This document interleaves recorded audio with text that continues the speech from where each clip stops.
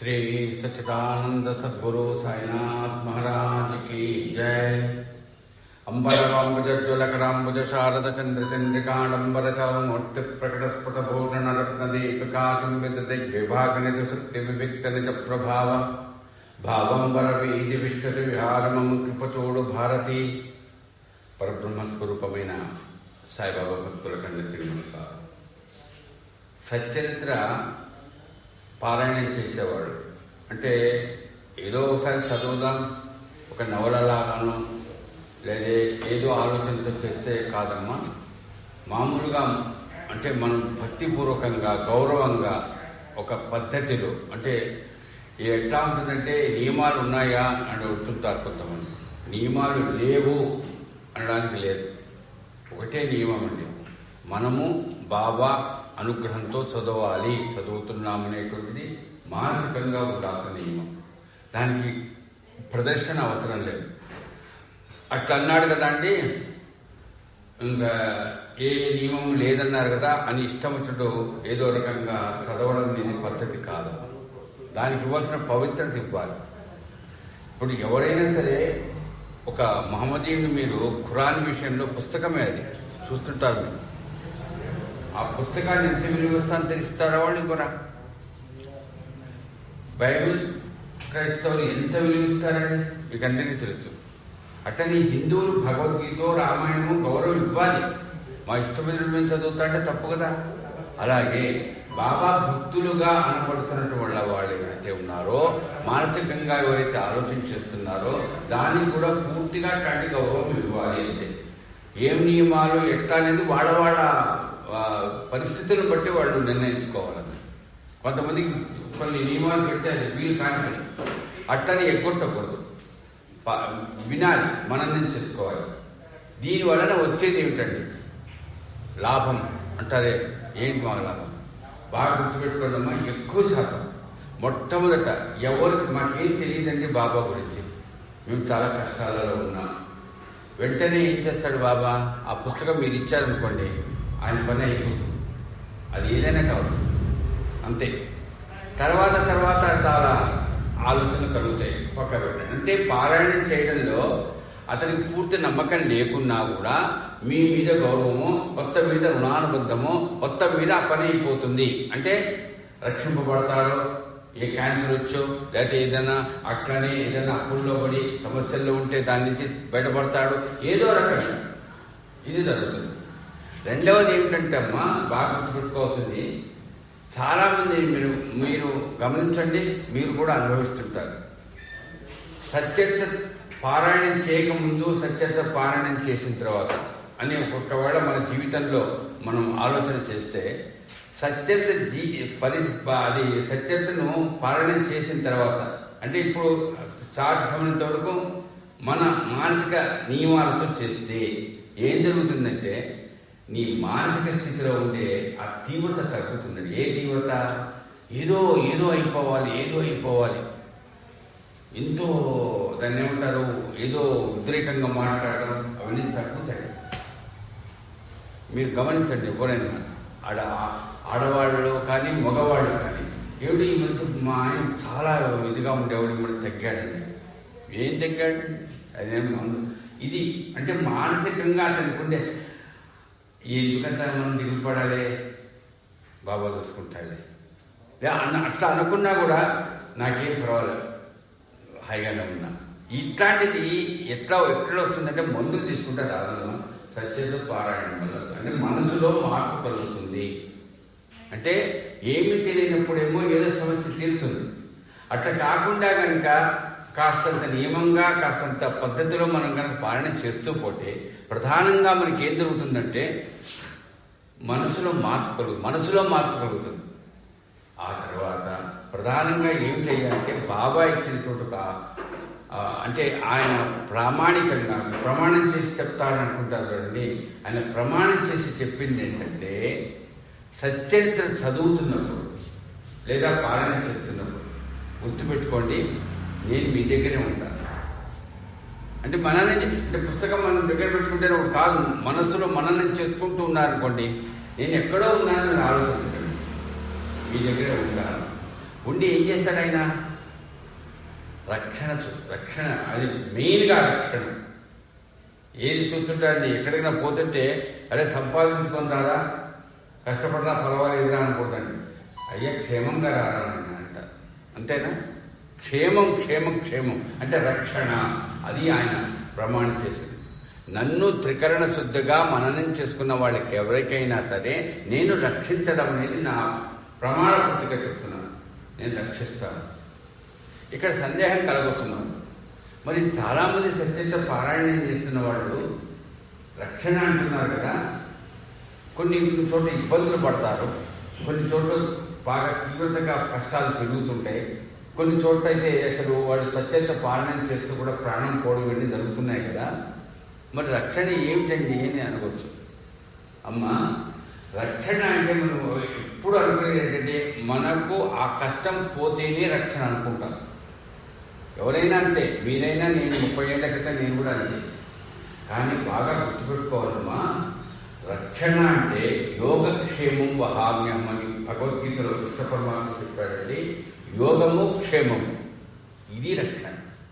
ఇదేంటి సార్ కొత్తగా చెప్తున్నారు మీరు? కొత్తగా చెప్పడం లేదు, దాని అర్థం గుర్తు చేస్తున్నాం. అదేంటంటే యోగము క్షేమం. క్షేమం ఎట్లాగో మనం ఆలోచిస్తాం కాదండి. ఆ క్షేమం అనేది ఎట్లా చేస్తారంటే యోగమును బట్టి. యోగం ఏంటంటే మళ్ళా నీ ఆత్మ ఉంది, ఆత్మను వేయి, ఆత్మకి సంబంధం లేదండి, తెలుసు కదా మీకు అందరికీ. ఇంకోటి ఏముంది మనకు? ఆత్మతో పాటు శరీరం ఉంది. కాబట్టి ఈ రెండిటి యొక్క కలయికలో ఆత్మకు కానీ మనస్సుకు కానీ ఏ రకమైనటువంటి ఆ రకమైనటువంటి ఆ తీవ్రతలను మళ్ళా జన్మ లేకుండా చేయగలిగిన యోగం. మనం ఎంతసేపు అది కష్టాలు ఎందుకంటే పోగొట్టడా అనుభవించాలి. ఈ 7 రోజుల నుంచి మనం వింటున్నాం. అంబాడే గారు అనుభవించాడు, హిమాజీ పాటలు అనుభవించాడు, చాలామంది కష్టపడ్డారు.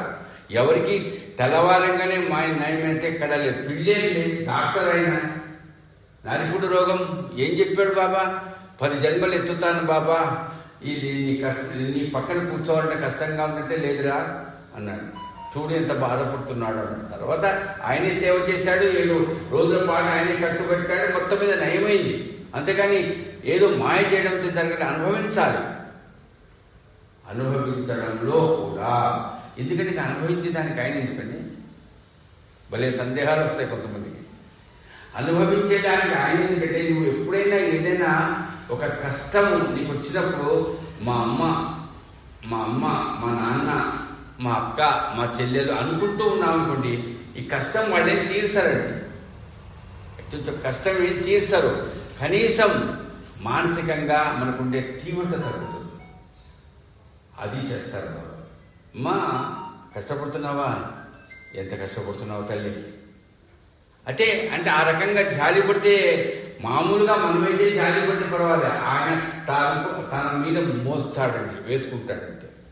అట్లాంటి కథలు ఎన్ని కపడి గారి కొడుకున్నట్లే కదా. ఎందుకు బాబాయ్ ఒంటి మీద నేను మీ పిల్లలు కూడా మీ పిల్లల బాధలు నేను మోస్తానని చెప్పారా లేదా బాబా? మరి అట్లా కొన్ని అంటే అప్పుడు కాదు ఎప్పుడు కాదు కొన్ని సందర్భాల్లో అనుభవిస్తాడు ఆయన. మరి ఆ స్థితిలో ఒక్కోసారి అనిపిస్తుంది, ఎన్నిసార్లు మన కోసం ఆయన కష్టపడుతున్నాడు అబ్బా. మీకు అనిపిస్తుంది, కొంతమంది అంటారు మనకు బాబా పరిచయమై మనం బాబా గురించి గుర్తు చేసుకున్నప్పటికీ ఎన్నిసార్లు ఎన్ని సమస్యలలో బాబా రక్షించని అడిగాము, ఎన్నిసార్లు రక్షించాడు. మరి అన్నిసార్లు రక్షించినప్పుడు ఆయన మీద వేసుకున్నట్టుగా ఏంటండి ఇంకా ఇది అడుగు ఇంతేనా? ఎప్పుడు అయ్యా నీవు హాయిగా ఉండాలని ఎప్పుడైనా అనుకున్నామా మేము? నేను హాయిగా ఉండాలి, నా పిల్లలు హాయిగా ఉండాలంతే. బాబా నువ్వు హాయిగా ఉండాలయ్యా, మేము కష్టం అనుభవిస్తాను నీకోసం మనం అనుకోం. నేను అనుకోనమ్మా, మీరు అనుకుంటారు నాకు తెలుసు. మీరు హాయిగా ఉండాలి బాబా. ఏంటి మేము ప్రతిసారి అది చెయ్యి ఇది చెయ్యి అది కావాలి ఇది కావాలి ఇంతే. దానికోసం ఎంత టెన్షన్ పడతాము, ఎంతమందిని తిడతాము, ఎంతెంత బాధపడుతుంటాము. నీకెందుకయ్యా ఇవన్నీ? బాగా అనిపిస్తుంది. ఒకసారి మా ఇంట్లో మా వాళ్ళే నా మాట వినరే, నువ్వు ఎందుకు వినాలి? ఏంటి రక్త సంబంధం ఉందా మాకు నీకు? ఎంత ఆదుకుంటున్నావయ్యా అయ్యా అని మనం కనుక అనుకున్నామనుకో, అమ్మా నాదేం లేదమ్మా, నాదేం లేదు, నేను నిమిత్త మాత్రున్నే, సాక్షిభూతుని అంటాడు. అది ఆయన గొప్పతనం. మనం అన్నామనుకో, ఎందుకయ్యా నువ్వు అమ్మా నేను చూస్తూ ఉన్నా అంతే, అది చూడాలి, అర్థం చేసుకోండి. కాబట్టి రక్షణ అంటే ఇది. బాగా రక్షించలేదు ఏంటమ్మా అంటే చెప్పంగానే ఇక పని అయిపోవాలి, రక్షిస్తున్నా. అప్పుడు ఈ పరిస్థితి నేను అడగంగానే బాగా చేసేస్తాడు. ఏమైపోయింది నీకు? అంటే చెప్పంగా నీ పని చేయాలని రెడీగా ఉండాలని కింకారుడా నీకు బానిస ఆయన? ఏ లెవెల్లో అడుగుతున్నావు నువ్వు? ఎంత ఇదైతే మాత్రం తప్పు కదా. కానీ మన ఆలోచన కాదు. ఎలా, ఎప్పుడు, ఏ సందర్భంలో ఎలా అనేటువంటిది మెల్లమెల్లగా అనుభవం. బాబా నేను అనుభవిస్తాను బాబా, నాకు ఇది ఇచ్చావు, నేను తృప్తిగా అనుభవిస్తాను, తృప్తిగా ధైర్యంతో అని కనుక నువ్వు సిద్ధమయ్యావు అనుకో, దీన్ని ఏమంటారండి? మానసిక మార్పు. అప్పుడు ఏమవుతుంది? నీకు అనుభవిస్తావు, కానీ ఆ మార్పులో ఏంటి ఇంత ధైర్యంగా ఉన్నది, ఇంత ధైర్యం ఎవరిచ్చారు? అది ఆయన ఇస్తున్నాడు.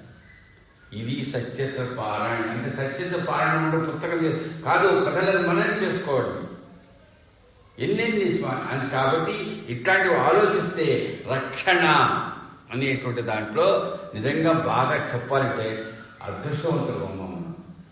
ఎందుకయ్యా అంటారు. నిజంగా కనుక బాబాను మనం నమ్ముకోకుండా, బాబా రుణగ్రస్తులం కాకుండా ఉండుంటే, మనం చేసిన ఏ జన్మలో చేసినవి ఎన్నో అనుభవించక తప్పదు కదా. ఆ తప్పకుండా ఉండి ఆ కర్మలను అనుభవిస్తూ ఉంటే ఆయన కనుక మనం రుణగ్రస్తులు కాకపోతే మనం ఇంకెంత అనుభవించాల్సి వచ్చేదో, ఎన్ని జన్మలెత్తాల్సి వచ్చేదో, అది మనం గుర్తుపెట్టుకోవాలి. కాబట్టి మనం అనుభవిస్తున్న దానికి ఆయనే రక్షకుడు. రక్షణ అంటే నేను చెప్పా కదండి, ఏదో మామూలుగా లౌకికమైన విషయాలు కాదండి. లౌకికమైనా కానీ మనకు ఏంటో ఈ వ్యాపారంలో లాభం లేకుండా చేశాడు. వస్తే ఏమవుతుందో ఇంతే. నాకు బాబా ఇంతే ఇచ్చాడు. మజా నిజ ద్రవ్య సేవ తవ చరణరజ సేవ. ప్రతి దాన్ని మనం కౌంటింగ్ చేస్తున్నాం. ఇప్పుడు ప్రత్యేకించి 2022 ఎక్కడైనా ఈ 5-6 ఏళ్ళు ఎంత వస్తుంది, ఎంత సంపాదిస్తున్నాం, ఇంతే. కానీ హారతిలో మనం పాడుతున్నట్టు దాంట్లో అర్థం ఏంటి? మాజా నిజ ద్రవ్య సేవ తవ చరణరజ సేవ. నేను ఏదైతే ద్రవ్యాన్ని సంపాదిస్తున్నానో దాన్ని సేవ కోసం వినియోగింపబడాలి బాబా. భావన కనీసం అట్లా ఉండాలిగా. వచ్చేదేమో 10 లక్షలు సంవత్సరానికి, నువ్వు బాబా కోసం 10 రూపాయలు లేదు 1000 రూపాయలు అంతే. మొత్తం ఇస్తున్నావా? కానీ చెప్తున్నది ఏంటి హారతులలో? మజా నిజ ద్రవ్య సేవ తవ చరణరజ సేవ. నీ నీ పాదాలను నమ్ముకొని అట్లాంటి సేవకులకి నేను సేవ చేయడానికన్నా ఎక్కడంటే. కానీ అట్లాంటి భావనలో కనుక నువ్వు ఉన్నట్లయితే నువ్వు ఏ మాయలో పడవు. బాగా మనం పెద్దవాళ్ళు చెప్పింది ఏమిటంటే, ద్రవ్యం గురించి, సంపాదన గురించి మనసు పడిపోయింది అనుకునే. సంపాదన లేకుండా ఎట్లా సార్? అది లేకపోతే ఎట్లా? రేపు బతకాలిగా, చచ్చిపోతానేమో. ఆ 10 రూపాయలు లేకపోతే ఉండాలి, గృహస్థకు ఉండాలి అది. ఎందుకంటే అన్ని కథలు మనం 7 రోజుల్లో వెళ్ళలేము. ఈరోజు చివరి రోజు పనిపిల్ల ద్వారా తెలుసుకున్నాడుగా దాసగఢ్ మహారాజ్. బ్రహ్మాండ కథండి నిజంగా. ఇప్పుడు మనం ఆ ముసలమ్మ కథను 6 రోజులు విన్నామే, నిజంగా అది కూడా 7 రోజులు విన్నా కూడా ఇంకా తృప్తి తీరదేమో, అంత గొప్ప కథ ఉంది. మరి అట్లాంటి దాంట్లో తెలుసుకోవాలి, తృప్తిగా ఉండడం అంతే. నీకు వచ్చింది హాయిగా ఉంది, రాలేదు హాయిగా ఉంది. ఇది ఆయన ఇచ్చే మనకు రక్షణ. ఇది రక్షణ. ఇది ఎట్లా? అదే నాకు ఈరోజు ఇది రాలేదే కాదు, నాకు ప్రాప్తం లేదు, హాయిగా ఉందాం, ప్రాప్తం లేదు నాకు. ఇట్లాంటి ఆలోచన ఏదైతే మన మనసులో కలిగింది అంటే మనసులో మార్పు వచ్చిందిగా. ఆ రకంగా మనం బాగా గుర్తుపెట్టుకోవాలి.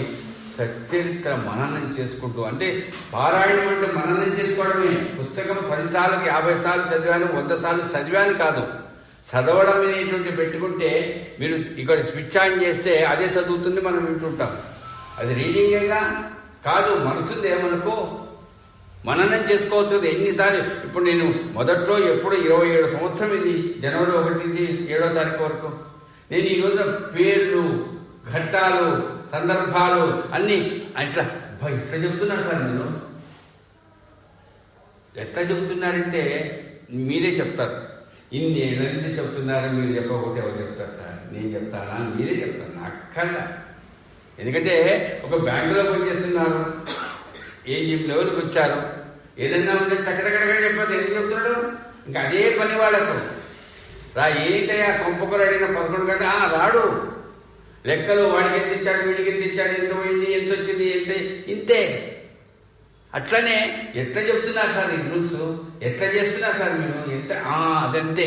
ఎందుకంటే ఎక్స్పీరియన్స్ అంటారే, ఇది కూడా ఎప్పుడూ అదే మన నుంచి పైన అది వృత్తి దాంట్లో సంపాదించుకోవడం చేస్తున్నాం.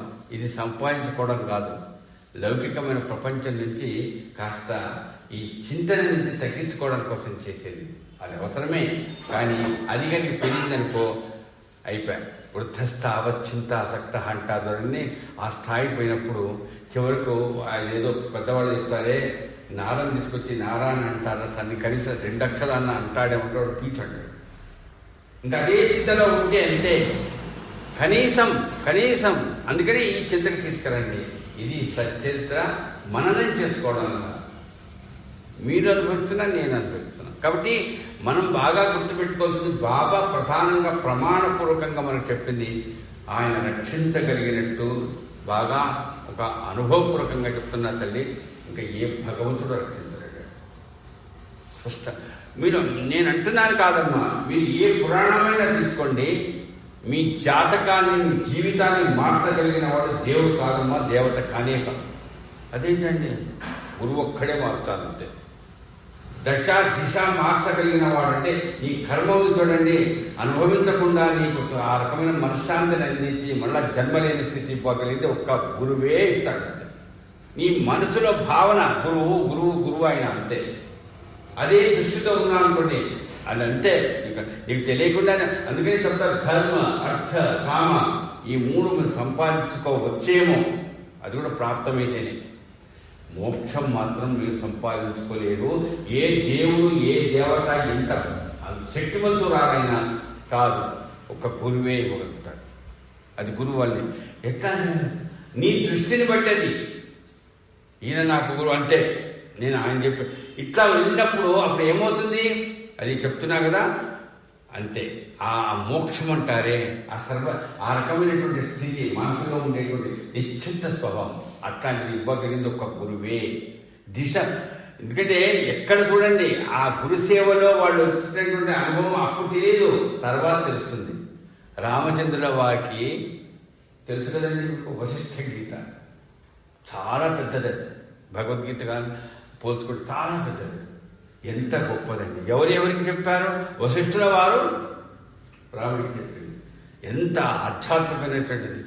అందుకే ఆ విన్న మాటలు ఆయన అనుభవంలోకి వచ్చి ఇప్పటికీ కూడా మర్యాద పురుషోత్తముడు ఎవడయ్యా అంటే శ్రీరామచంద్రమూర్తి అంతే.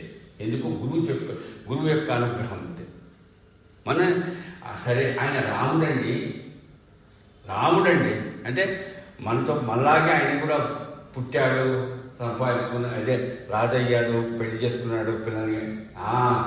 అది దేవుడని ఎక్కడ ఆయన వాల్మీకి చెప్పలేదుగా. కానీ కృష్ణుడు ఎవరండి? ఆయనే చెప్పాడుగా. కానీ ఆ కృష్ణుడు కూడా రాజుగా చెప్తే ఎంత కింగ్ మేకర్ అండి ఆయన. ఎంతో ఐశ్వర్యం సంపాదిస్తే బాల్యమిత్రుడు వస్తే, ఏ బాల్యమిత్రుడు గురువుతో పాటు గురువు ఆశ్రమంలో ఈయన కలిసి గురువు సేవ, భార్య యొక్క సేవ చేసుకున్నటువంటి ఆ వ్యక్తి కుచేరుడు వస్తే, ఒక రాత్రంగా వాళ్ళు ఇంట్లో ఉంటే ఏం మాట్లాడుకున్నారమ్మా? ఏనాయనా నీకు బాగా సంపాదన లేదా? బ్రాహ్మడివా? సంతానం ఎక్కువగా ఉందా? ఏంట్రా? ఏమిటోరా, ఇంతేనేమోరా? కాదండి. సుధామా, నిజంగా ఆ రోజు ఎంత బాగున్నాయి సుధామా. అదురా అమ్మాయి ఎంత పెట్టితే అంత తృప్తిగా ఆ గురువు గారి సేవ చేసుకుంటూ ఏమైందండి? కట్టెలు మూసాడండి కృష్ణుడు. ఎంత అంటే నేను ఎందుకు చెప్తానంటే, గురువు యొక్క సేవ, గురువు మీద దృష్టి అంటే తాను ఇంత సంపాదించుకున్న సంపాదన లేక బహుసంతానంతో ఉండేటువంటి కుచేరుడు దాని అర్థమే మీకు తెలిసిపోయి ఉండాలి. అట్లాంటి వ్యక్తి వస్తే ఏంద్రా ఏమిటా గుడ్డలు, ఏమిటి పరిస్థితి, చేయి దరిద్రం, ఇగో లేదే ఒక్క మాట చెప్పలేదు, తర్వాత ఇంటికి పోయిన తర్వాత తెలియదు కానీ తెలుసు అంట, అది వేరే విషయం. కానీ ఆ సంభాషణలో ఎక్కడ కూడా వాడు గుర్తు చేసుకుంది ఎవరిని? వాళ్ళ గురువుని. ఎందుకు గుర్తుకొస్తాడండి? మనల్ని చేసుకుంటే గుర్తుకొస్తాడు. నాకు కార్లో పోతున్నా, హెలికాప్టర్లో పోతున్నా, ఫ్లైట్లో పోతున్నా నాకు సత్యత్రే గుర్తుకొస్తుంది. బాబా అది ఎంత బాగుంది సార్, ఎన్ని వేలు పెట్టుకుంటే మరి ఇంత మంచి కారా అనుకుంటూ లేదండి. అందుకని మననం ఎప్పుడు చేస్తామంటే మనది అని తపన పడుతున్నప్పుడు. దీక్షిత గారు రైల్లో వెళ్తున్నాడు, చూడండి రక్షణ ఎట్లిస్తాడో బాబా. ఎక్కడి నుంచి? బాంద్రా నుంచి బాంబే ఏదో. అప్పుడు అతని వార్త వచ్చింది, ఆయన కొడుకుకు బాగాలేదని. దీక్షిత గారి కొడుకు హాస్పిటల్లో ఉన్నాడని. పక్కనే ఉన్నారు రైల్లో కంపార్ట్మెంట్లో హేమాడి పంతులు. చూడండి సంభాషణ ఆ రోజు ఎట్లా ఉండేది. ఈ రోజు కూడా బాబా భక్తులు ఉన్నారు, ఇలాంటి వాళ్ళు లేదని నేను చెప్పను. కొడుకు హాస్పిటల్లో ఉన్నాడు, ఈయన పక్కన ఉన్నాడు, ఈయన వెళుతున్నాడు. ఇప్పట్లాగా సూపర్ ఫాస్ట్ లేవుగా, మెల్లగా పోతాయి, కమ్యూనికేషన్ లేదు. ఏమో కొడుకు ఎట్లా ఉన్నాడో ఏమో, సత్సంగం చేశాం, సత్సంగం ఆలస్యమైంది కానీ రైలు మాత్రం ఉంది అనుకుంటూ ఈ రైలు కూడా ఆగింది, జనం లేరు. ఎంత అదృష్టం, బాబా ఈ రకంగా మన కోసమే రైలు ఆపాడేమో. చూడండి ఎవరైనా మాట్లాడింది మాటలో దీక్షిత్ ఎవడన్నాడు, అదే ఎంత లేట్ అయినా చూడు, ఏదో అదృష్టం ఇది అనుకో. కాదు ఇది బాబా. కూర్చున్నాడు, రైలు కదులుతున్నది, ఎవరు లేరు జనం. ఏందా నాయన తీరుతుందా చేరదా అసలు, ఏం కనవాలో వాడు ఎట్లున్నాడో రా నా కొడుకు, ఒక్క చింత లేదని. ఏమన్నాడు తెలుసా? బాబా నీళ్ళని చెప్తున్నాడు ఏమాడు. మననం చూడండి, నేను అనేది మననం అంటే అక్కడ ఎక్కడ కొడుకు గురించి కానీ, తన ఉండేటువంటి షేర్ల గురించి కానీ, ఇంకొక తను చేసిన ఉద్యోగం గురించి కానీ, తను చేసిన సంపాదన గురించి కానీ, తన కుటుంబం గురించి కానీ, నువ్వేంటిరా బాబు డిప్యూటీ కలెక్టర్గా పనిచేసావు కదా, నీవేంటి, ఎక్కడా రాలేదండి. ఒకటే బాబా బాబా బాబా. ఈయన ఊ అంటున్నాడు, అయిపోయింది. ఆయన ఏం చెప్పండి అన్నాడు. ఏమిరా మెడ మీద తలకాయ పెట్టాడు, అట్లా పడిపోయాడు, అలసిపోయినాడేమో అనుకున్నాడండి. ఇది జరిగిన కథమ్మా. అలసిపోయాడు, కదిలిస్తే లేదండి. భయపడ్డాడు. హేమాడి పని గొలుసు లాగాడు. వచ్చాడు గాడు, డాక్టర్ని ఏమన్నా పిలిపించాడు. డాక్టర్ చెప్పాడు 15 నిమిషాలు అయిపోయింది, ప్రాణం పోయి. విమానం పంపిస్తా అన్నాడుగా, అది ఇదేం విమానం అండి, రైల్లో పోతూ విమానం అంటే ఇండియన్ ఎయిర్లైన్సో లేదా దుబాయ్ వాళ్ళదో అది కాదండి. అవి లక్షలు పెట్టుకుంటే టికెట్లు కొంటే వస్తాయి, కానీ టికెట్కి వచ్చేవి కావేవి. సునాయాసం అన్నాను, అనాయాసం. అంటే మీ అమ్మ కడుపు నుంచి బయటపడ్డప్పుడు నీకు ఏడుపు రాకపోతే నిన్ను ఏడిపించేస్తారు. ఏడుపు రాకపోతే బతకడు అంటారే, కానీ ఇక్కడ పొయ్యేటప్పుడు ఏడబోతురా నాయన. చూడండి మన పెద్దవాడే ఏడ్చుకుంటూ మదన పడుతూ ఏమైందో నా బతికితే వద్దు, నిశ్చింతగా హాయిగా చూడదు, అది హాయిగానే వస్తావు. కానీ అక్కడ నీకు ఆ ఏడుపు రాకపోతే ప్రపంచంలోకి పడ్డ తర్వాత నువ్వు బతికావో లేవో అనుకుంటున్నాను అంతే. కాబట్టి ఏ ఏడుపు మానసిక నిశ్చింతగా అదే హాయిగా వెళ్ళిపోవడం. హాయిగా వెళ్ళిపోవడం ఎక్కడికి వెళ్తున్నావు, ఎక్కడి నుంచి వచ్చావు అక్కడికి, అంతేగా. అది ఎక్కడుందండి? ఏమి మీ లక్ష్మీనగర్లో ఏమైనా స్పెషల్గా అపార్ట్మెంట్ ఉన్నాయా? ఎక్కడ ఉండవు. ఏ సిటీలో ఉండవు, ఎక్కడ ఉండవు. ఎక్కడ అనంతంలో ఉంటుంది అది. పాంచభూతాత్మకమైన గాలి, ఆకాశం, వీటిల్లో ఉండేది అది. అక్కడికి వెళ్ళిపో. గాలిలో కలిసిపోయి, శరీరం మట్టిలో కలిసిపోయినాయి. అలాంటివి చెప్పడానికి బాగుంటుందండి. 594వ జ్ఞానయజ్ఞంలో నాకు సునాయాసంగా చెప్తున్నా. కానీ నాకు రేపు అది వస్తే ఏమవుతుంది, నేను కూడా ఆలోచించేవాడిని. కానీ దీక్షిత చూడండి, అది ఎవరిస్తున్నారు దీక్షితుకి? ఆయన ఇచ్చాడు. ఎందుకు ఇచ్చాడు? ఆయన గురించి మననం చేసుకున్నాడు కాబట్టి. అట్లనే ఇప్పటికీ కూడా నేను ఆయన మీరు ఈ తల్లి మీ అమ్మ గురించి భలే మా అడుగు చెప్తుంటారని అసలు ఒళ్ళు ధరది నిజమేనమ్మా. నేను స్పష్టంగా చెప్తున్నా ఈరోజు కూడా. ఇంకొక 15 నిమిషాల్లో ఆమె చచ్చిపోతుందనంగా, ప్రాణం పోతుందనంగా ఆంధ్ర మహిళా సభలో ప్రసాదం చాలీస చదువు. అమ్మ నీకేమైనా భయంగా ఉందా, ఎందుకంటే చేస్తున్నావు, డయాలసిస్ చేయాలన్నారు అప్పట్లో. చాలా అయినటువంటి అప్పటికి అసలు డయాలసిస్ అంటే నాకు కూడా అయితే అక్కర్లేదురా, ఇప్పుడు నేనేం పరిగెత్తాలా, ఏమక్కర్లే, నువ్వు నా కొడవింది మనవడా ఇంకేం కావాలా, నాకు బాబా ఉన్నాడుగా అన్నాడు. అంతే హాయిగా. ఆ రోజు ఏకాదశి, ఆ రోజు మాస శివరాత్రి, అదే అమావాస్య ముందు చతుర్దశి వస్తుంది, అది మాస శివరాత్రి సోమవారం. నిశ్చింతగా హాయిగా నన్ను పిలిపించి, అంటే నేను కాస్త గేట్ అవతలకపోతే మా మా మా అమ్మాయి వచ్చి పిలిచింది, నేను వచ్చాను అంతే. లేపు నాన్న కాస్తానని లేపాను, తల వచ్చేసింది. ఎవరండి అది? నేను అంటే ఇప్పుడు ఆమె ఇచ్చినటువంటి సంపాదనతో మా నాన్న వాడు ఇచ్చిన దాంతో ఇల్లు కట్టుకున్నాం, అక్కడేదో అమ్ముకొని. కానీ నేను ఆమెకి ఏమిస్తాను, ఎంత ఇచ్చినా ఆ రకమైన సాగు ఇవ్వగలుగుతానా? ఇంపాసిబుల్. అది గుర్తుపెట్టుకోండి. మనం కోట్లు సంపాదిస్తాం. ఏమైందండి, మూడు అంటే అది తప్పే జరిగింది. ఎందుకు జరిగిందో తెలియదు అనుకో, కానీ మనం ఆలోచించండి. ఇవన్నీ మనం వింటుంటాం, న్యూస్ పేపర్లలో, టీవీలలో. ఇంకా అదే 3 దళాలకు అధిపతిగా ఉండే ఆయన కాలెక్కడో చెయ్యెక్కడో పడిపోయి ఏం దారుణమైనటువంటి ఇదండి. అది వాటి గురించి దర్యాప్తు వ్యవహారం ఉంది కాదు. అదే అంటే ఎంతటి వాడికైనా ఈ కర్మ అనుభవించాల్సిందే. అందుకే చెప్తున్నా, తప్పే నీకు కాదండి. కానీ చివరి నిమిషం వరకు నిజంగా సైనికుడిలాగా ఉన్నాడు. మీరు విన్నారు కదా లాస్ట్ వీడియో, వాయిస్ ఆఫ్ ఆయన, తెలుసు కదా. అంటే మనిషి అది ఎట్లా వస్తుంది, అది ధైర్యం వల్ల వస్తుంది. ఏదా ఇట్లా ఉంది వాతావరణం, ఎందుకురా పైలట్, అందరం ఆర్మీ వాళ్ళేరా, నో జొకు హరిగా బస్ తెలియదా. అంటే మనస్సు ఎంత నిబ్బరం, ఎంత ధైర్యం అండి. అది ఎట్లా వస్తుంది, అది అనుగ్రహం వల్ల వస్తుంది. అట్లాంటి ఆయన చెప్పాను. ఇప్పుడు దీక్షిత్ గారికి మా అమ్మగా ఎక్కడ చూడండి మీకు, ఇది సచరిత్ర మననం వల్ల మనకు వస్తుంది. సచరిత్ర మననం అంటే ఏంటి? సాయి యొక్క భౌతికమైనటువంటి ఆ స్థితి మన దగ్గరే ఉంది. ఎక్కడ సచరిత్ర మననం జరుగుతుందో అక్కడ బాబా ఉంటాడండి. బాబా అక్కడ ఉంటాడు, మన డౌట్ అవుతుంది, ఈ సైడ్ ఉంటాడా, ఈ సైడ్ కాదు, నీలోనే ఉంటాడు అంతే. నువ్వు అసలు ఆయన గురించి మననం చేసుకోవాలంటే ఆయన లేదు, మననం చేసుకోలేవు. అది ఆ భావన నీలో ఉండాలి. అది ఏదో నాకు కాదండి. అట్లాంటిది రక్షణ విషయంలో అది ఎంత గొప్ప ఇదండి. అందుకంటే ప్రాణం పోవడం గురించి, ప్రాణం అదే మా అబ్బాయి పుట్టాడు, మా అబ్బాయి మా అమ్మాయి పుట్టుక గురించి నువ్వు ఏదో మా అమ్మాయి ఎట్లా ఉంటుందో, ఆ అమ్మాయికి అమ్మాయి పుట్టిందో, అబ్బాయి ఇవన్నీ. మరి పోయేటప్పుడు నువ్వేం చేస్తున్నావండి? ఏం చేస్తున్నావు? ఎవరైనా అడ్డుపడితే ఏమైనా ఆగుతున్నదా? ఏమీ లేదే.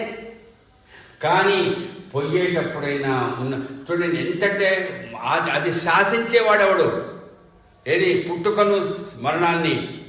దేవతలు కాదమ్మా, ఒక గురువే శాసించగలుగుతాడు. అంతే, శాసిస్తాడు. నీ ప్రాణం, బాబా నేను ఎప్పుడు చనిపోతానో చెప్పయ్యా. ఇది తెలుసుగా, సత్యత అందరూ ఎన్నోసార్లు చదివారు. రామచంద్ర పాటిల్ కారణం అదే. అక్కడ ఇది షిరిడీలో అడిగాడు, దిండు పక్కన కూర్చొని ఉంటే కళలో కనిపించి, బాబా ఎందుకయ్యా బాబు నేను ఎప్పుడు చచ్చిపోతానో చెప్పవయ్యా అంటే, రామచంద్ర ఏమాడిపోతుంది కదా రామచంద్ర, నీ చావు చీటిని తీసేశానయ్యా. అమ్మా ఏం డైలాగ్ అండి నిజంగా. అదేమన్నా ఎవరన్నా నోటీస్ ఇస్తే మిమ్మల్ని తీసి అవతలపడేయడం అండి. నీ చావు చీటిని తీసేశాను. ఏమైంది తెలుసుగా మీకు? తాత్యా ఏంటండి మరి ఈయన చావు చీటిని తీసా, మరి ఆయన కూడా తీసేశాడు. తెలుసుగా మీకు కథ. అంటే ఎంత శాసిస్తాడండి ఆయన. అందరూ ఏమనుకున్నారు, తాత్యా చావకుండా బాబా తన ప్రాణాన్ని పోగొట్టుకున్నాడు కావచ్చు. కానీ ప్రాణం పోగొట్టుకోవడానికి ఆయన ప్రాణం ఇచ్చిపోయినాడు. కానీ ఆయన నా శరీరం పోతుందేరా, నేను ఈ శరీరాన్ని పోగొట్టుకోవడానికి వాడి ప్రాణం పోయాలి అని బాబా ఏమైనా చెప్పాడా? అది మనం గమనించాలండి. సత్యత ఎన్నోసార్లు మనం చదువుతున్నాం. కొంతమంది అంట నిజం అది కావచ్చు, కానీ ఈయనకు అవసాన సమయం వచ్చేసింది. ఈయన అంటే భౌతిక శరీరంతో ఉన్నాడు కదా, ఎక్కడా చింతపడలేదు ఆయన. అయ్యో నేను ఏమైపోతాను. చివరికి ఎవరైతే దగ్గర కూర్చొని ఏదో ఆరాటపడుతూ ఏదో ఈయన కృష్ణమందిరం కట్టుకుంటూ రాలేకపోతున్నాడో, అనారోగ్యంలో ఉంటే ఇద్దరిని లేపడేశాడు అంతే. తెలుసుగా మీకు? కాకా అన్నం తిన్నావా? లేదు బాబా, మీకు ఏ రోజు బాగాలేదు ఒంట్లో. ఏ రోజునండి? విజయదశమి పండుగ రోజున 1918 అక్టోబర్ 15వ తారీఖు మంగళవారం నాడు. చూడండి, మనం అట్ట చదువుతున్నప్పుడు వింటున్నప్పుడు నేను మనం చేసుకున్న అదృష్టం మా తల్లి వాళ్ళు చూడండి. అంటే అన్నం తిన్నావా? పండగ పూట అండి, అప్పటికే 2 అయింది. లేదా బాబా నీ ఏదో నాకేం కదరా, పోండి అన్నం తినిపోండి. ఎవరండి? బూటి దీక్షిత్ ఇద్దరు వెళ్ళిపోయారు. పోకపోతే తిడతాడేమో అని మహా పిచ్చి కోపం. ఎందుకు వచ్చింది? పోయేది 2 మెతుకులు తినేసి వచ్చేద్దాం. పోయినారు, బిస్తర్లో పెట్టుకున్నారు, నోట్లో ముద్ద పెడుతున్నారు. వార్త వచ్చేసింది, బాబా లేడు సార్, చనిపోయాడు. చూడండి ఎంత ఎంత మనం మా అమ్మో మా నాన్నో మా బాబో అనుకున్నట్టు ఎంత బాధపడ్డారు. కానీ తర్వాత తెలుసుకున్నారు, బాబా శరీరాన్ని విడిచిపెట్టావయ్యా, మమ్మల్ని నువ్వెక్కడ విడిచిపెడతావు? ఎందుకంటే దీక్షిత గారి సంగతి విన్నారుగా, బూటీ సంగతి విన్నారుగా. ఉన్నావా నువ్వు? నేను కృష్ణుడి మందిరం అనుకున్నాం కానీ ఓ నాయన నీకోసం నువ్వే కట్టించుకున్నావా నా చేత? చూడండి, వాళ్ళిద్దరినీ లేపడేశాడు. అదే యథార్థంగా శ్యామ, బైజామ, అదే లక్ష్మీబాయి షిండే వాళ్ళందరూ చుట్టూతో ఉన్నారు. ఇవన్నీ చూడండి.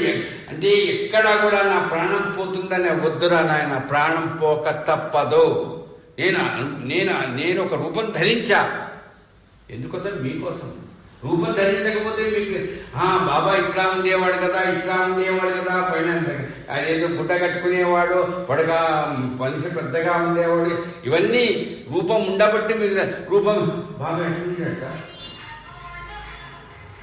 ఎట్లా ఉండేవాడు. ఒకవేళ రూపం ధరించలేదే అనుకోండి, ఆ పరబ్రహ్మ ఏ పరబ్రహ్మ సార్ రూపము ధరించాడు కాబట్టి ఈ రోజు నా రూపాన్ని చూసి విగ్రహాలు తయారు చేసి ఫోటోలు వేసుకుని ఓరి నాయన ఇప్పుడైతే ఆ వాట్సాప్లో బాబాకి ఎన్ని రకరకాల గ్రాఫిక్స్ కొడుతున్నారో అసలు చాలా చిత్రాలు జరుగుతున్నాయి. మరి ఏమిటి ఇవన్నీ జరుగుతున్నాయి? రూపమే కాదు, ఇది కాదు, ఇది ఉండదు, గుర్తుపెట్టుకోండి. అందుకని బాగా యథార్థం ఇది. అందరూ నా ముందు కూర్చొని అందరూ పెద్దవాళ్ళే, అన్ని అనుభవాలు ఉన్నవాళ్ళు. అంటే పిల్లలున్నా ఎవరికున్నా వాళ్ళకి ఇది అర్థం కాదు. బాగా ఏమిటో సార్ మేము ఎప్పుడో 30 ఏళ్ళ తర్వాత వినాల్సింది ఇప్పుడు చెప్తున్నారు మీరు అనుకోవచ్చు. కానీ వాళ్ళు కూడా వింటారు ఎప్పుడు రుణానుబంధం ఉంటే. ఇప్పుడు ఈ పెద్దవాళ్ళకి ఏంటి? నిజం సార్, సచ్చరిత్ర అంటే ఇది ఆయన చేసి చూపించాడండి. మరి ఆయనకి ఎందుకు సార్ ప్రాణం పోయడం? ఆయన కాదు, ఎప్పటికైనా పోక తప్పదు. వశిష్ఠుల వారు పోయినారు, ఆయన సాందీపుల వారు పోయినారు. గురువులు పోరా, కానీ గురువు పోయే ముందు గురువు ఏం చేస్తారు? ఒరే నా గురించి కాదు చింత, మీ గురించి. ఏమిటది? నువ్వు ఒక పరమాత్మవు అని చెప్పేది గురువు కాదు, అనుభవానికి తీసుకొచ్చేది గురువు. అలాంటి గురుతత్వాన్ని మనకు అందించి క్షేమం క్షేమం క్షేమం, ఈ క్షేమాల గురించి ఆలోచించండి అని సత్యత్ర ద్వారా ఇంత. అంటే ఇప్పుడు మీరు అనొచ్చు, ఈ తల్లి చాలామంది మొదటి అక్కడ పార్కులో నుంచి అప్పుడు కూడా వింటున్నారు. ఈసారి చాలా ఏదో లోతుకి వెళ్ళిపోయి చెప్తున్నారు. అమ్మ లోతుకి వెళ్ళిపోయి చెప్పడానికి అనుభవాలు కావచ్చు, నేను కాదండి. మీరు కూర్చున్నారు కాబట్టి మీకు ఉండేటువంటి మనసులో ఉండేటువంటి ఆ పరిస్థితిలో ఆలోచన పెరిగిపోయి దాన్ని బట్టి నేను మాట్లాడుతున్నాను. నా ఇది కాదమ్మా. అందుకని అప్పటిలాగానే చెప్తున్నారు, కొత్తగా ఏం చెప్తున్నారో మళ్ళా మీరే అడుగుతారు. కాబట్టి ఈ కొత్తదనం ఎక్కడుంది? యథార్థంలోనే ఉంది. అది తెలుసుకునే మననం చేసుకుని పోతే సచరిత్ర ఇట్లాంటివి ఎన్ని కథలండి రక్షిస్తారా బ్రహ్మాండం. రామచంద్ర పాటిల్ చీటీ తీసి పడేశాడు, తాత్యాకు ప్రాణం పోశాడు బాబా. మరి ప్రాణం పోసిన వాడు అందరికీ ప్రాణం పోయొచ్చుగా. విజయానందకి ఏం ప్రాణం పోయలేడా?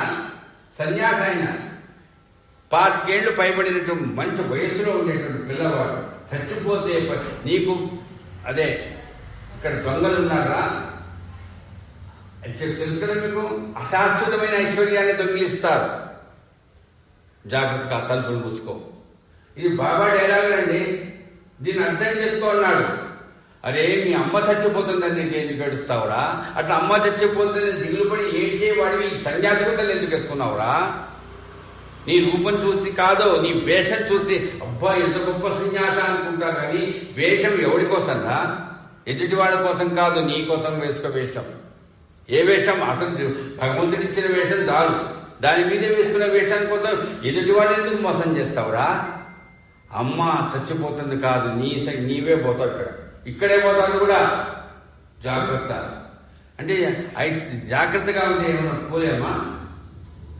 ఇప్పుడు అందరూ అంటున్నారు సార్ ఈరోజు 1,17,000 ఎక్కడ ఇండియా తెలుసు కదా మీకు, మీరందరూ ఆ న్యూస్ అనవసరం. ఇక్కడ భయం భయం భయం, జాగ్రత్త జాగ్రత్త. ఏ జాగ్రత్తలు పాటించండి, కానీ జాగ్రత్తలు పెడుతూ విపరీతంగా భయపడకండి. ఎప్పుడు కూడా ఎంత జాగ్రత్తగా ఉన్నా ఆ జాగ్రత్తతో ఏమైపోయిందంటే తినేటప్పుడు కూడా భయపడుతూ, మాట్లాడేటప్పుడు కూడా భయపడుతూ, భార్యతో ప్రతిదానికి భయపడ్డాం. అక్కడికి ఎన్నెన్ని వస్తున్నాయండి వాట్సాప్లో, నిజంగా ఎందుకట్లా వస్తాయో, ఎందుకు చేస్తారో వీళ్ళు, ఎవరిని రాని మీ బంధువులు వచ్చినా బయట ఉంటుంది. ఏంటండి ఇది మన భయపడవద్దు అంటే ఎంతవరకు నీకు అవసరమో, అంటే మనమేదో మనకు ఉండేటువంటి స్థాయిలో అన్ని ధిక్కరించి చేయమని చెప్పడం లేదు, కానీ దాని ద్వారా మనస్సును బాగా విపరీతంగా భయపెట్టడం వల్ల వచ్చేది ఏమీ లేదు. వచ్చిందా దాన్ని అనుభవించగా తప్పదు. కాబట్టి ఈ భయం అనేటువంటి లేకుండా నిర్భయత్వ స్థితి వచ్చిందంటే, ఇదో నువ్వు భయపడుతున్న దేనికి మీ అమ్మ చచ్చిపోతుందని కాదని నువ్వే చస్తావురా ఆయన. మనం అనుకుంటున్నాం అదేదో వచ్చి నా కొడుకో మా నాన్నకో ఏదో వచ్చేదో, అసలు నీ పరిస్థితి ఏమిటో నీకు తెలియదు. విజయానందు ఏం చేశాడు తెలుసుకమ్మా, బాబా చెప్పారు జాగ్రత్తగా ఉండు. ఏం చేయాలి? చక్కగా భాగవతమమ్మా రామ చూడండి 18 రోజులు విన్నాడట చదువుతుంటే. చివరికి పడి బాబా ఒళ్ళో పడుకున్నాడు, కళ్ళు మూసేశాడు. ఎవరు? విజయానంద్. ఎక్కడో మద్రాసు నుంచి వచ్చిన వాడు మానస సరోవరం పోదాం అనుకున్న వాడికి బాబా ఇచ్చినటువంటిది రక్షణది. దేనికి రక్షణది? నీ శరీరానికి కాదు, నీ ఆత్మకు. బాగా రక్షణ, అది రక్షణే. అది భయపడ్డాడు అమ్మ దగ్గర. అమ్మ చచ్చిపోతుంది, చచ్చిపోదు, అది అనవసరం. నీ చావు ఎక్కడ? అరే నేను రెడీగా ఉండాలి. దేనికి రెడీగా ఉంటాం? ఏ ఊరికో పోవడానికో, ఏ అమెరికా పోవడానికో అన్ని సిద్ధం చేసుకొని రెడీగా ఉంటాం. కానీ దీనికి కూడా రెడీగా ఉండాల్సిందే. ఇది అమెరికా కాదు, ఫ్రాన్స్ కాదు, జర్మనీ కాదు, డాలర్లు కాదు, రూపాయలు కాదు, ఏ కాదు. నువ్వు చెప్తారు ఎవడుంటాడు సార్? సన్యాసం కూడా అట్లా ఉండలేకపోతుంటే మనం ఉంటామా? కానీ బాగా గుర్తుపెట్టుకోండి తల్లి, సచ్చరిత్రను మనల్ని చేసుకున్న వాళ్ళు ఉంటున్నా, పదే చెప్తున్నా, ఎప్పుడు ఇదే గుర్తు చేసుకున్న వాళ్ళు నిర్భయత్వంగా ఉంటారు. నేను ఉంటానని చెప్పకూడదు, ఎందుకంటే కాస్త నాకు కూడా గర్వం వస్తుందేమో. మీలాంటి వాళ్ళు చాలామంది వీళ్ళకి ఇప్పుడు ఈ తల్లి చెప్పేది, ఆ తల్లి చెప్పే మాట, అబ్బాయి ఎంత ధైర్యం అమ్మా మీకు. మీరు చెప్తున్న అనుభవాలే నేను చెప్తున్నాను ఎంతమంది. ఎందుకంటే మనం ధైర్యంగా ఉండడం అనేటువంటిది ఎవరిస్తున్నారు? నా గురువు ఆయన, నా తల్లి, నా తండ్రి ఆయన అనుకుంటూ మన సత్యతను మనల్ని చేసుకోవడం వల్లనే మనల్ని రక్షిస్తున్నాడు బాబా. ఏ రకంగా ఇప్పుడు చెప్పిన పద్ధతిలో. పోనీ భౌతికంగా రక్షించలేదంటే ఎన్ని ఘట్టాలండి బాబోయ్. ఈరోజు ఈ 594 చివరి రోజు, అదే ఈ జ్ఞానయజ్ఞానికి ముగింపు. ఎన్ని రకాలుగా రక్షిస్తాడండి. విభూతితో ఇంతమందిని రక్షించాడండి బాబోయ్. అందుకని విభూతి చమత్కారాలను కూడా మైనాదాయి తెలుసు కదా కథ, ఎంత అద్భుతమైన కథ అది. ఎంతమందినండి చివరికి మా స్నేహితుడి కూతురికి ప్లేగు అని తెలుసుకున్న చందోర్కర్ రైల్వే స్టేషన్లో ఎక్కడో ఉంటే ఆయన ఏం చేశాడు? సత్యత్ర మీరు చదువుకున్నారుగా, ఆయన ఏం చేశాడు? చందోర్కర్ విభూతి తీసి ఇయ్యలే, బాబాను గుర్తు చేసుకుంటూ ఆ రైల్వే స్టేషన్లో ఉన్న మట్టి తీసి ఆయన ఎదురుగా ఉండే భార్య నుదుటను పెట్టాడు. ఆమెకు బాగుండాలి. ఏమైంది? అప్పటి నుంచి ఆమెకు ప్లేగ్ జ్వరం తగ్గిందటండి. ఎంత ఇవన్నీ నమ్మొచ్చా సార్? దయచేసి మళ్ళీ చెప్తున్నాను, హేమాడి పంతుగా చెప్పిందే నమ్మని వాళ్ళకి కథలు చెప్పకండి, వాదన వద్దు. పైన ఇంకోటి మన అనుభవంలో చాలామంది చెప్తున్నారు, నాకు జ్వరంగా ఉంది, నాకు పెరాలసిస్ వచ్చింది, నేను ఇబ్బంది పడ్డా. నేను ఈరోజు కూడా చెప్తున్నా, ఇదే ఇప్పుడు అంటే ఈ సందర్భంలో చెప్పొచ్చు చెప్పకూడదు, అబ్బా ఆ గుళ్ళో ఎప్పుడు చేసినా ఏవో మెయిన్ సంఘటనలన్నీ ఇక్కడే జరిగాయి, ఈ గుళ్ళోనే. కానీ ప్రాచిత్తి చాలా భయంకరమైంది, ఆగిపోయింది. తెలుసు కాబట్టి 1వ తారీఖుతోనే ఆగిపోయింది, అంటే మొదటి రోజే విఘ్నం పడిపోయింది. కానీ గుర్తుపెట్టుకోండి, నేను దానికి సంబంధించినటువంటి ట్రీట్మెంట్ కామినీలో తీసుకున్నాను. 3 నెలల పాటు కష్టపడ్డాను, 6 నెలల పాటు చాలా ఇబ్బంది పడ్డాను, అది నిజమే. కానీ చాలామంది, 100 మంది, 1000 మంది రాజేంద్ర ప్రసాద్కు నూరు రావాలి, రాజేంద్ర ప్రసాద్ కాళ్ళు చేతులతో నడవాలి, బాగా ఆయన కళ ప్రార్థించారమ్మా. మీకందరికీ తెలుసు. అసలు వాడు పేర్లే తెలియదు, నాకు ఎవరో తెలియదు. వాడు ఎక్కడో టీవీలో చూసామండి, లోకల్ టీవీలో, ఎక్కడో సాయి టీవీలో చూసా. ఏమండి నాలాంటి వాళ్ళు ఎంతమంది లేరండి? నేను ఈరోజు చెప్తున్నా, 1000 మంది ఆ రోజున.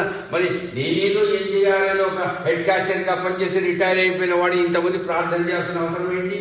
అట్లాంటి ప్రార్థన చేసినటువంటి ఆ ప్రార్థనతో మా అమ్మాయికే చెప్పాడు శ్రీకాంత్ రెడ్డి గారు, ఎవరైనా న్యూరాలజీ చీఫ్ కామినీలో ఉండేవాడు ఇంతకుముందు, అందరిలాగే మీ నాన్నకి ట్రీట్మెంట్ ఇచ్చానమ్మా. మీ నాన్నకుండే విల్ పవర్, నేనన్నా విల్ పవర్ కాదని, ఇంతమంది బంధువులు, ఇంతమంది సాయి బంధువులు, ఆయన బాగుండాలి బాగుండాలి బాగుండాలి. మీకోసం ప్రార్థన చేయలే, నా కోసమేనా? మరి నేను ఈ రోజున ఈ స్థితిలో 27వ సంవత్సరం కూడా చివరి రోజు వరకు కూడా ఉత్సాహంగా, మరి ఎట్లా ఇది సాధ్యమైంది? మీ మనసులో ఉండే శ్రద్ధ. అది ఎట్లా వస్తుంది? మననం చేస్తున్నారు. బా ఇంత చెప్తే అది ఆయన బాగుండాలి. మరి మీకు కష్టాలు ఉంటాయి, మా కష్టాలు మాకు ఉంటాయి, ఆయన బాగుండాలి. ఇది ఆ రకంగా అలాగే అలాంటి ఆలోచనతోనే నా స్నేహితుడు కూతురు ఆమె, ఏది దగ్గర లేదు, విభూతి. బాబా దగ్గరికి వెళ్ళలేము. రైల్వే స్టేషన్లో మట్టిని తీశాడు భావనతో, అదిగో ఆ అమ్మాయికి ప్లేట్లను తగ్గిపోవాలి, బాబా ఏం చేస్తావు చేయి. ఇదండి భక్తులు. చందోర్కరు బాబా భక్తుడు. విభూతితోనా కాదు, మట్టి తేలు కాటు వేసింది నారాయణరావు. తెలుసుగా ఆ కథ. ఎన్ని కథలు చెప్పంటారు స్వామి? ఇంకొక అర్ధగంట అంతే. గుర్తు చేసుకోండి. ఈ తేలు వేసింది, విపరీతమైన నొప్పి పుట్టింది. వచ్చాడు బాబా దగ్గర, ఎక్కడికి? ఆ హోటల్కి. ఆ స్నేహితుడు ఏం చేశారు తెలుసుగా? విభూతి తీశాడా? విభూతి పెట్టాడా? కాదండి, అగరబత్తి పొడి, బాబా ఫోటో దగ్గర ఉండే అగరబత్తి పొడి తీసి బాబాను మననం చేసుకుంటూ తేలు కాటు ఎక్కడైతే అయిందో తగ్గిపోయిందట. ఏంటండి? ఎన్నో కథలు ఉన్నాయండి. ఇంకా విచిత్రాది విచిత్రమైంది. మా నాన్న చచ్చిపోయాడు. ఆ చచ్చిపోయినవాడు కళలో వస్తాడు. నాన్న చచ్చిపోతే కళలో రాడా? వస్తాడు. వస్తే ఏం చేస్తున్నాడు? రోజు తిట్టడమే. ఆ తిట్లు భరించలేక ఆ తిడుతుంటే నాకు మనం నిద్రపడదు. ముసలోడికి ఒకటి. వాళ్ళ కొడుకులు ఎట్లా చెప్తారండి డాక్టర్కి? డాక్టర్ నవ్వుతాడు అంతేగా. ఇప్పుడు మీకో ఎవరికో నాకు వచ్చే ఏంటంటే ఈ చంపింది బాబోయ్, ఏ హోమియోపతి, ఏ అలోపతి, ఏ ఆయుర్వేదం ఏం చెప్పిన వాడికి ఏం అర్థం ఏంటండి. అప్పుడు ఎవరో బాబా భక్తులు చెప్పాట, ఏమక్కర్లేదు, పడుకునేటప్పుడు చిటికెడు విభూతి వేసుకోండి, ఆ విభూతి పొట్ట ఒకటి ఆయన ఢిల్లీ కింద పెట్టండి, నిద్ర హాయిగా పోయేవాడు. మరి ఇది ఏంటంటే చికిత్స విభూతి ద్వారా చికిత్స చేశారండి, కంటి చూపు ద్వారా. అంతే, ఏమీ లేదు, అసలు తాకలేదు. హరిశ్చంద్ర పితళ్ళే కొడుకొచ్చాడు తెలుసుగా, కథ. మూర్ఛరోగం అండి, సంవత్సరం పిల్లవాడు. అక్కడికి వస్తే తగ్గుతుందని ఎవరో చెప్తే తీసుకొస్తే ఆ పిల్లవాడిని అట్లా పెట్టారట బాబా కాళ్ళ దగ్గర. అంతే, వాడు ఏమైనాడు? ప్రాణం పోయిన వాడికి లక్షణాలు అట్లా ఉంటే అట్లా అయ్యాడు. ఒక స్తంభాన్ని ఆనుకొని ఏడుస్తున్నాడట. ఎవరు? ఆ పిల్లవాడి తల్లి. ఈ హితేంద్ర పిత్ర పక్కన ఉన్నాడు. ఆమె అనుకుంటున్నారట, అతను ఇక్కడ రాకుండా ఉంటే నా కొడుకు బతుకుండేవాడేమో, బాబా దగ్గరికి వచ్చి చచ్చిపోయినాడే అని ఏడుస్తుంటే బాబా అన్నాడు, అమ్మాయి ఆడటమ్మ తీసుకుని వెళ్ళండి, వాడాలో ఉంచండి, అర్ధగంట తర్వాత. నమ్ముతానండి? స్పృహ పోయే మూర్ఛ వస్తుంది, కానీ ప్రాణం పోయే స్థితిలో ఆ రకంగా అంతసేపు ఆ మూర్ఛ పోతే ఎక్క మళ్ళా వస్తుందా? ఏమీ తెలియదండి. కనీసం నీళ్లు చల్లదా, విభూతి పెట్టాలా, ఏమీ లేదు. ఇప్పుడు విభూతి అంటున్నారు, ఏమీ లేదు, కంటి చూపు అంతే. ఏమైంది? బాబా చెప్పినట్టే చేతిలో కళ్ళు ఆడించాడు, శ్వాస స్టార్ట్ అయింది. కోటీశ్వరుడటండి హరిశ్చంద్ర తండ్రి. ఈ రోజు పెట్టిన స్వీట్ ఈ రోజు ఇవ్వకుండా వారం రోజుల పాటు షిరిడిలో ఉండే ఊళ్ళో వాళ్ళకందరికి పంచాడటండి. ఆనందం, ఒకడే కొడుకు. అయితే ఏంటయ్యాయి? అప్పుడు వాళ్ళ అమ్మ దగ్గర అమ్మ బస్తుందట. అది ఇట్లా అయింది కాదు నీకు ఎప్పుడైతే మూర్ఛ ఉంది, నువ్వు బాబా దగ్గరికి వెళ్ళావే, ఆయన ఏం చేశాడు? నీకు కంటి చూపుతోనే అది పోగొట్టాడు. కానీ ఏం చెప్పాడు చివరా? నేను ఇంతకు ముందు నీకు 2 రూపాయలు ఇచ్చాను, ఇప్పుడు 3 నాణాలు ఇస్తున్నాను, పూజా మందిరంలో పెట్టుకో అని చెప్పాడు. మీ నాన్నగా నీవు ఆ వయసులో ఉన్నప్పుడు నీకు కూడా మూర్ఛ ఉండిందిరా, అక్కలు కూడా తీసుకుని వెళ్ళారు. ఆయన మీ నాన్నకి ఇచ్చాడు, అదే ఆ చిన్న చేతిలో పెట్టాడు. అది మీ నాన్నకి చెప్పాడు, పూజ చేసుకోండి. మీ నాన్న ఆ గురువుని ఎంత అనుకోడు, నువ్వు కూడా అదే సాంప్రదాయం పాటించు. ఇది బాబా చేస్తున్న ఉపదేశం. కంటి చూపుతో రోగం పోగొట్టాడు. వినండి, కంటి చూపుతో రోగం పోగొట్టాడు. కానీ మీ నాన్న ఏ రకంగా గురువును నమ్ముకున్నాడో నువ్వు కూడా అట్లా ఉండాలా. ఇది చూడండి. అట్లాగే భీమాజీ పాటిల్కు ఏం చేశాడమ్మా? తెలుసు కదా కథ. ఎన్ని కథలమ్మా? క్షయరోగం, రక్తం కక్కునేవాడు ఆయన. 40 ఏళ్ల వయస్సు, బాగా వయసులో ఉన్నంత కాలం పాటు అందరికీ సహాయం చేశాడట. ఆర్థికంగా కానీ అనేక రకాలుగా సహాయం చేశాడు. ఆయన అనుకునేవాడిని, ఎప్పుడూ ఇప్పుడు నాకేం ఉపయోగపడటం లేదే, ఏంటి భగవంతుడు అప్పుడు గుర్తుకు రాలేదు, ఇప్పుడే గుర్తుకొస్తున్నాడే అన్నాడు. అనుకున్నాడు. అప్పుడు గుర్తుకొచ్చి రాలేదు, ఇప్పుడు ఎందుకు గుర్తుకొస్తున్నాడు భగవంతుడు? ఎవరు? భీమాజీ పాటిల్ కదా. మీరు సత్యత ఎన్నిసార్లు చదువుకుంటారు స్వామి? ఎవరు చెప్పారు? షిరిడి దారి పట్టు, వెళ్ళో షిరిడికి.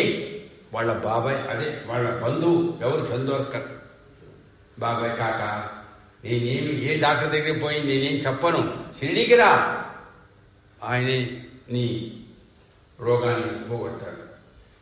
వచ్చాడు, మోసుకొని వచ్చాడు, బండిలో వచ్చాడు, తీసుకొచ్చి మంచంలో మోసుకొని తీసుకొని వచ్చి బాబా అదే బారకామాయిలో ఆ మసీదులో, పాడుపడ్డ మసీదులో వేసాక కూర్చోవడానికి కూడా చేత కాదండి. అట్లాంటి వారు వస్తే బాబా పక్కన చందోర్కర్ ఉంటే అన్నాడు, తెలుసు కదండి. ఇది సచ్చరిత్ర. ఏమన్నాడు వాడు? క్షణంతో బాగుంటున్నాడు, నా దగ్గర తీసుకురండి, ఒక 5 నిమిషాల్లో వాడు బాగు అన్నాడా? ఏమన్నాడు తెలుసా? ఎవడ్రా ఈయన తీసుకొచ్చింది ఇక్కడికి? ఏ వధవ తీసుకొచ్చాడు ఇక్కడ? ఓని నాయన పక్కనే ఉన్నాడు ఆయన. బాబా, మా బాబాయ్ బాబా కష్టపడి నేనేం చేస్తారా దానికి? అనుభవించొద్దాడు. నేను తప్పు చెప్తున్నా అమ్మా? ఎన్నిసార్లు మీరు సత్యత చదివి ఉంటారు? దయచేసి ఈ అమృతం పంచండి అమ్మా అందరికీ. సచ్చరిత్ర, యథార్థమైన చరిత్ర. అసలు భీమాజీ పాటిల్ అప్పుడు అనుకోండి, బాబా నా కర్మ నేను అనుభవించాలా, అర్థమైంది. అందుకంటే టైం వచ్చిందంటారు చూడండి, కర్మ అనుభవించాలన్నావుగా, అనుభవిస్తా. మళ్ళా ఇంటికి పోయి తపస్సు చేసి కాదు ఇక్కడే నీ ఎదురుగానే నువ్వు ఏం చేస్తే నీ ఇష్టం కర్మ అనుభవించాలంటే ఈ బాధ పడతా, రక్తం కక్కుంటా, ఏమన్నా కానీ ఇక్కడే జరగాలి. కర్మ ఏదైతే ఉందో ఎప్పుడో తర్వాత అనుభవిస్తా, కాస్త నాకు ఓపిక రాని కాదు కదా. ఇప్పుడు నువ్వు అన్నావుగా, ఎప్పుడైతే అట్లా అన్నాడో అప్పుడు బాబా దగ్గర పోయింది. తర్వాత మీకు కథ చాలా ఆలస్యం అయిపోతుంది. ఏమైందండి? 45 ఏళ్ల తర్వాత బతకడు అని జాతకాలు చూసి చెప్పారు. అట్లాంటి వ్యక్తి బాబా దగ్గరికి వచ్చి పూర్తిగా ఆరోగ్యవంతుడైతే బాబా మీకు ఏం చేయాలి చెప్పండి, నేను ధనవంతుడి, మరి మీకు ఏం కావాలి చెప్పండి, ఏం చేయాలి? ఏమన్నాడండి బాబా? నిజంగా ఎంత గొప్ప భోడానండి బాబా. ఏమన్నాడు? భీమాజీ పాటిల్తో సుఖంలో కానీ దుఃఖంలో కానీ నన్ను గుర్తు చేసుకోవచ్చా? ఇది చాలా సులభం అనుకుంటారు, చాలా కష్టం. అది సుఖంలో గుర్తుకు రాదు. దుఃఖంలో రాక తప్పదు. మనకు ఆయన తప్పవుతాడు. సుఖంలో కూడా ఆనందంలో కూడా నన్ను గుర్తు చేసుకో. అది కూడా నా కోసం ఏమి హోమాలు జపాలు దీక్షలు అక్కర్లేదు, గుర్తు చేసుకో. నేను అదే చెప్తున్నాను, గుర్తు చేసుకో. ఎలా? కథల ద్వారా నీ అనుభవాలే గుర్తు చేసుకో, ఇంకా వేరే అక్కర్లేదండి.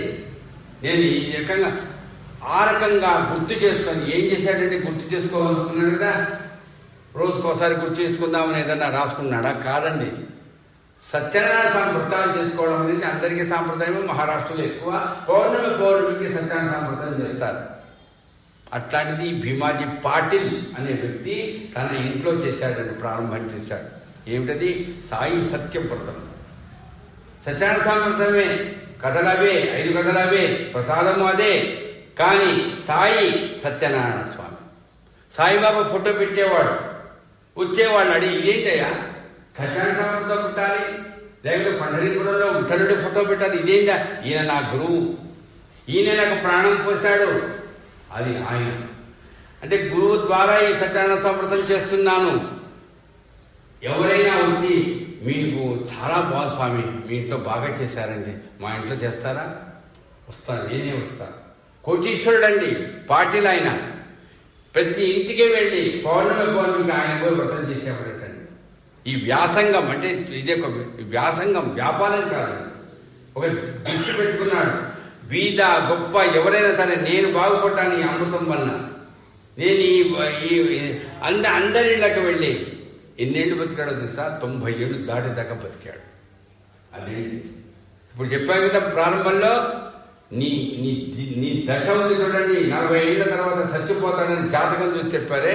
ఇప్పుడు చెప్పండి ఆ జాతకం ఎట్లా బతికాడు? అది మన దృష్టిలో మనం చేసే వ్యాపకం వల్ల మార్పు వస్తుంది. మరి భీమాజీ పాటలు ఎట్లా బతికింది? ఎన్ని రకాలుగా, ఇక మానసికంగా ఇన్ని అమ్మవారి ఉపాసకుడండి. వణి అనే ఊళ్ళో సప్తశృంగి దేవత గర్భగుడిలో పూజ చేసే వ్యక్తి వైద్య. శ్రీకాకుళంలో ఉన్నాడు. ఎన్నో ఉంటాయి.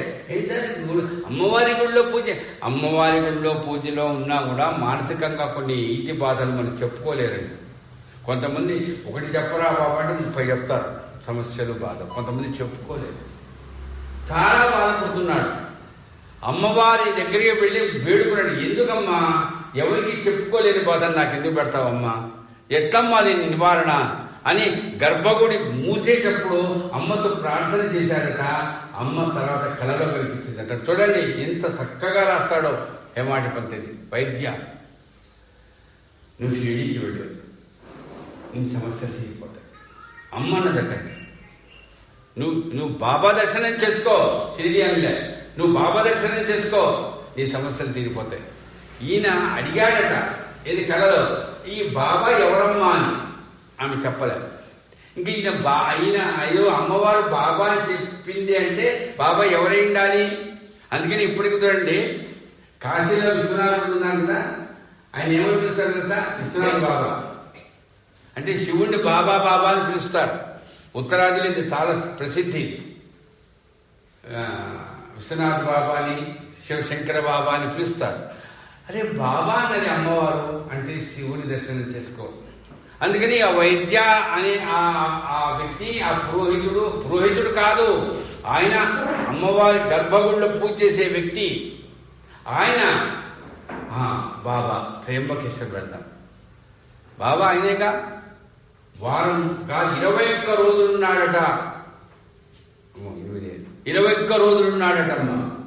తెల్లవారుజామున లేచి ఇంకా ఆయనే పురోహితుడు బాగా చక్కగా నమ్మక చెప్పక రుద్రాలతో, అది క్షేత్రం, అది త్ర్యంబకేశ్వరం తెలుసు కదా మీకు. ఉన్నాడు, వచ్చాడు.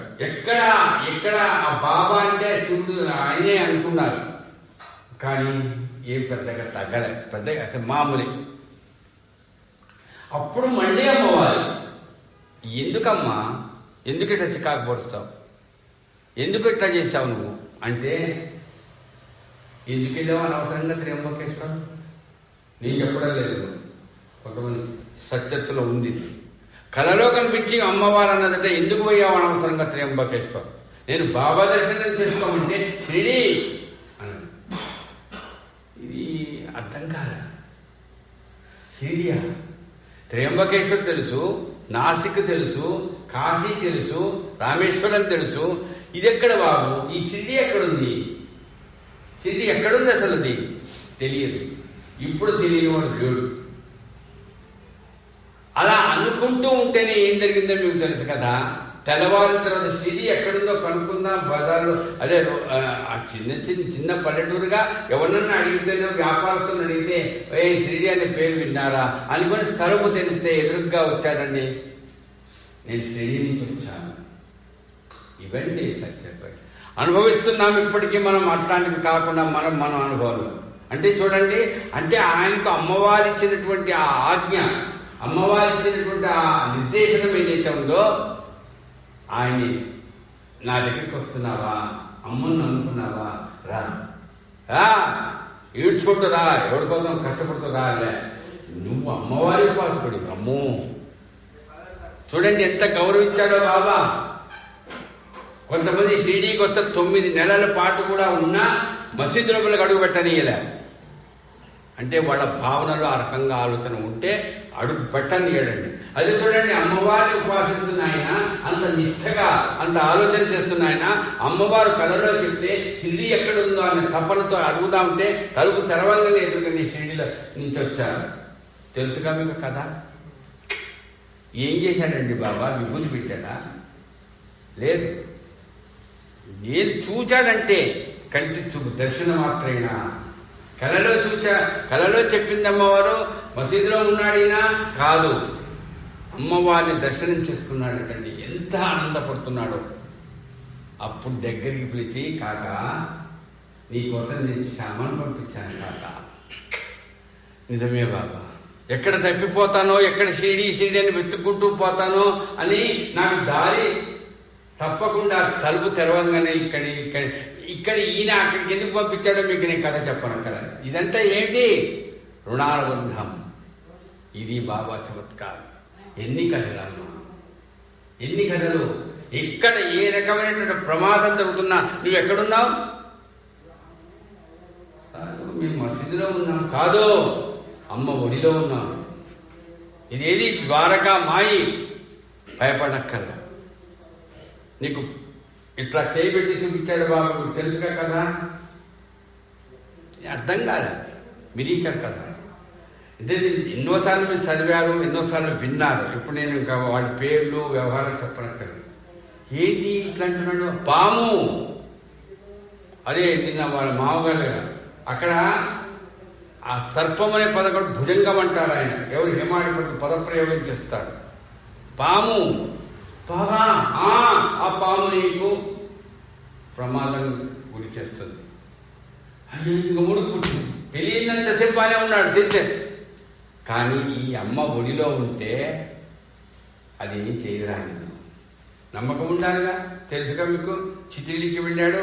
అక్కడ రాత్రి పూట అది న్యూస్ పేపర్ చదువుతుంటే ఎదురుగా వచ్చిన నౌకరించి ఆంధ్రవృత్తిలో పాము ఇక్కడ దాకా వస్తే ఏం చేయలేదండి. ఇదంతా ఏదండి, పాము రాని, ఎవడైనా ప్రయోగాలు చేయని, ఏం చేయని, నిన్ను రక్షించేయడానికి నేనున్నా. ఎప్పుడూ నువ్వు మననం చేసుకో. నువ్వు ఒకవేళ మననం చేసుకోవడానికి నీకు వీలు కాని పరిస్థితిలో ఉన్నా నిన్ను రక్షించేటువంటి దాంట్లో రుణానుబంధంలో నీకు నేను రక్షణ చేసి తీరుతాను. మొన్న ఏమండి, కప్పగా పుట్టింది. కప్ప ఏం మననం చేసుకుంటుందండి? చెప్తున్నారు కదా మీరు, గజేంద్ర మోక్షం పోతన్న వారి పద్యాలు. నీవే తప్ప వితప్పరంబరగవేగు రావే ఈశ్వర. చెప్పండి, ఏనుగు ఈ పద్యాలు పడుతుందా సార్? భావన, భక్తుల ఆ రకంగా భావన. మరి కప్ప, అరే వీడి నోట్లో పడ్డాడా, వీడెవడో వీరభద్ర పేరా పోయిన జన్మలో, వాడు చంపేస్తాను, నదికి పడేస్తాను, నడి రోడ్డు మీద ప్రతిజ్ఞలు చేసి ఎక్కడ కనపడితే అక్కడ చంపేస్తాడో, ఎప్పుడు ఏమైపోతానని గజ గజ వణుకుతూ నిద్రలో కూడా ఏమో రాత్రి గురించి చంపేస్తాడేమో. భయం భయం భయం, చావుకు భయం. వాడి చేతిలో నువ్వు చావవు.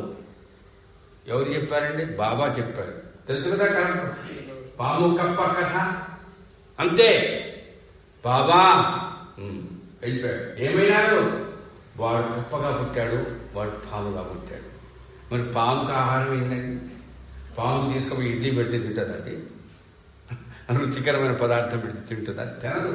అది కప్ప దొరికిందంటే అయిపోయి లడ్డు ఇంకా అంతే. అది ముప్పాతిక, అర్థం కూడా కాదండి, పావు కూడా కాదు, ముప్పాతిక నోట్లోకి వెళ్ళిపోయింది. వెళ్ళిపోతే బాబా చచ్చిపోతుంది, బాబా అయిపోయింది కప్ప బతుకు. చచ్చిపోతుందా? నేను ఇక్కడ ఉన్నా, అది ఎట్లా చచ్చుంది? పదం నువ్వెందుకు నాయన, నిన్ను కొట్టుకుంటుందేమో దాన్ని వదిలేసి అని ఈ భయం. బాటసారి వ్యాపారస్తుడు ఏం దగ్గర వీరభద్రప్ప చిన్నబస్తపురం విడిచిపోయాడు. రక్షించాడా లేడా?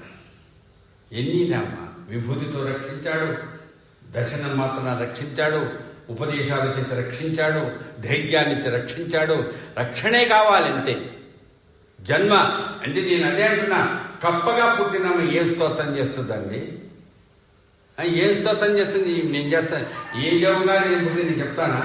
జ్ఞానం ఎట్లా చేస్తానా? ఇంకో జీవి కాబట్టి చేయలేనే. కానీ ఎన్ని జీవులు ఏ రకంగా విన్నారు కదా మీరు? పులి, భయంకరమైన పులి అది. అంటే ఇంకా ఏదో కప్ప అంటే మనం భయపడం. కప్పకు బళ్ళు కూడా భయపడతారు కొంత పిల్లలు, పెద్దవాడు కూడా. కానీ పులి అంటే అది వచ్చి బాబా ఎదురుగా ఏం చేసిందో తెలుసుగా? ఏడ్చారండి వాళ్ళు. ఎవరు? సర్కస్ కోసం ఏదో వ్యాపారం. ఒరే నాయన, రుణం తీర్చుకున్నది రాది, రోజుకో కొంత డబ్బు మీకు ఎందుకు వచ్చిందంటే దాన్ని వీటి పట్టుకొని తిప్పుతున్నారు. అయిపోయింది, అది తీర్చుకోవాల్సిన రుణం తీర్చుకుంది, అయిపోయింది. ఈ క్షేత్రంలో పోయింది. ఇది అంటే సర్వ జీవులలో తానై ఉండి రుణానుబంధంలో మనకెక్కడ ఏ రకమైన మోక్షం కావాలో, అంటే రక్షణ ఏమిటి? రక్షణ అనగానే మనకు లాభాలు రావాలి, రక్షణ అనగానే మనకు కరోనా రాకూడదు, రక్షణ అనగానే మనకు ఎక్కడ యాక్సిడెంట్లు జరగకూడదు, ఇవన్నీ కాదు. వీటికన్నిటికీ మించింది ఒకటి ఉంది, నీ ఆత్మ. దానికి చావు లేదు. నీ మనస్సు, దానికి చావు లేదు. నువ్వు మళ్ళా జన్మల్ని అనుభవించాలంటే అక్కడ నీకు ఈ జన్మ వస్తుందని నమ్మకం లేదు.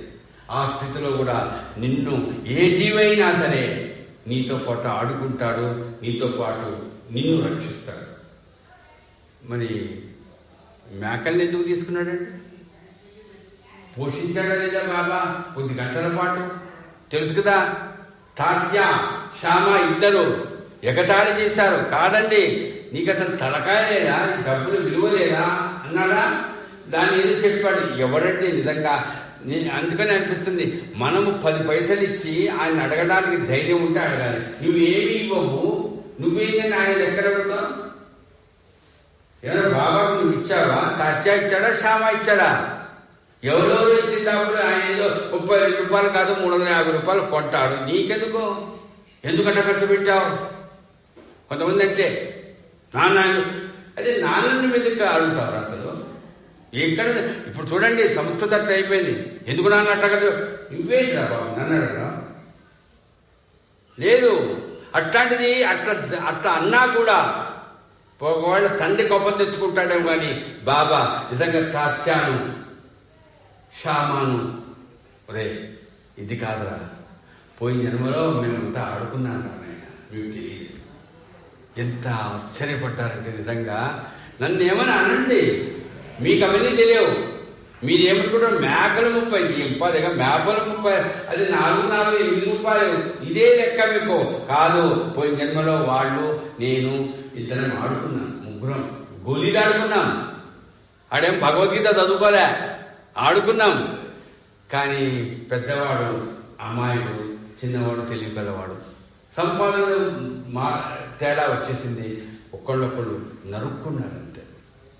ఇద్దరు నరుక్కున్నారు, ఇద్దరు నేలవాలేరు, ఇద్దరు మళ్ళా పుట్టారు. నేను ఆ చిన్నతనంలో వాళ్ళతో ఆడుకున్నా కదా, ఇప్పుడు మేకలుగా పుట్టారే, గుంపుతో పాటు ఉన్నారు. కానీ నేను గుర్తుపడతా, నాకు తెలుసు. ఇంకా ఏం చెప్పాలి సార్ నేను?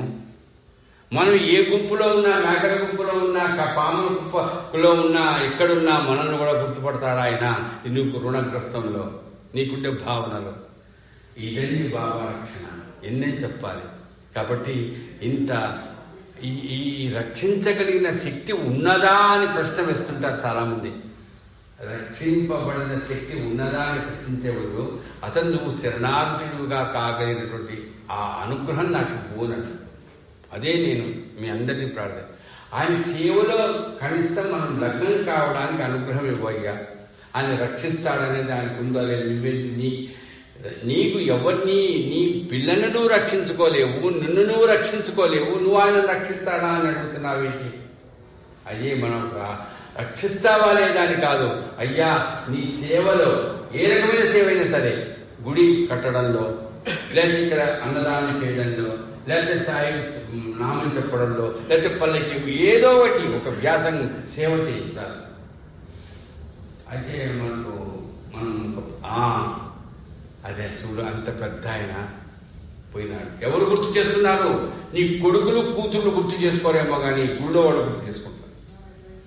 ఎంతమంది ఇక్కడ అదే ఆ పెద్ద మనిషి పోయినాడా, అమ్మా ఇంత మంచివాడు కదా, ఇది ఎవరండి అంటే ఇక్కడ నీవు ఆ రకమైన మనస్సుతో అంటే నేను ఇక్కడ చెప్పడానికి ఎక్కడైనా చూడండి. ఇదంతా మనకి ఎక్కడ జరుగుతుందంటే అయ్యా నాకు అనుగ్రహం ఇవ్వు. అందుకని చివరిగా గుర్తు చేస్తున్న అనంతరావు పాఠకులు బాగా చదువుకున్నవాడు. ఆ కథ కూడా గుర్తు మిగుతాడు. బాబాను అయ్యా అది చెప్పారు కదా, ఒక గుర్రం వచ్చింది, లేకపోతే ఈ కథ తెలిసి మీకు. దాంట్లో ఏమన్నారు? అయ్యా నేను భక్తితో ఉండమని కదా మీరు చెప్తున్నారు. పాఠంకర్ బాబా కాళ్ళు ముఖ్యాడటండి. ఏమిటి? అది నా వల్ల కాదు. ఏదైనా చదువుతాను, ఏమేమైనా చెప్తాను, వేదాలు ఉపనిషత్తులు అన్నీ చదువుతాను, కానీ భక్తితో ఉండాలంటే నా వల్ల కావడం లేదయ్యా. అదే చదువు, శాస్త్రాలు, ఉపనిషత్తులు, పుస్తకాలు ఏమైనా, కానీ ప్రేమతో ఉండాలంటే కూడా దానికి నీ అనుగ్రహం కావాలి. అడిగావుగా, ఇంకా నువ్వు భయపడక. మనం అడగాల్సింది అనండి అనుగ్రహం, కానీ మనకేదో సందేహం కాదు కావాల్సింది. కాబట్టి అనుగ్రహం ఏదైతే ఉందో అయ్యా మాకు అంత ప్రేమగా. ఎందుకంటే ఎట్లా ఉంటుందంటే ఒక్కొక్క వ్యక్తిని చూస్తే ఒక రకంగా ఉంటుంది, ఈరోజు ఒక రకంగా, ఇంకో సంవత్సరం ఇదే. వద్దు, ఎందుకు ఇట్లా మార్పు? ఓ జీవిగా చూడు, నీవు ఆమె మనిషి, నువ్వు మరి కాదని ఎంత మార్పు వస్తున్నది. అయ్యా బాబా అది ఏదో మాకు లేదు, పుస్తకాలు చదివితే రాదది. కనీసం అప్పుడప్పుడన్నా మనకి అది అనుభవించడం కష్టం సార్, అది అనుభవించడం కష్టం, నిజమే చాలా కష్టం. కానీ కొద్దిగా 100 మార్కులకు నువ్వు ఆన్సర్ రాయాలి. నీ పిల్లలకు నువ్వు చెప్తావు, నువ్వు రాసినవాడే నేను రాసినవాడినే, పరీక్షలు రాసాం అందరం. 100 మార్కులు ఆన్సర్ రాయాలని చెప్పినప్పుడు 100 మార్కులు రాయలేకపోతే నువ్వేం చేస్తావు? కనీసం 60 మార్కులకైనా రాయాలిగా, కనీసం 50 మార్కులకైనా రాయాలిగా, కనీసం పాస్ అయ్యేదానికైనా రాయాలిగా. అట్లే అయ్యా నీ అనుగ్రహం కోసం కనీసం నీ పాదాల దగ్గర స్థానం ఇవ్వడానికైనా నాకు అవకాశం ఇవ్వయ్యా. దానికి ఏం అర్హత కల్లా నాలో ఉండేటువంటి బలహీనతను పోగొట్టు. అలాంటి ఆలోచనతో సత్యతను కనుక మననం చేసుకున్నాం అనుకోండి, ఇంతకంటే టానిక్, ఇంతకంటే యాంటీబయాటిక్, ఇంతకంటే మందు లేదు.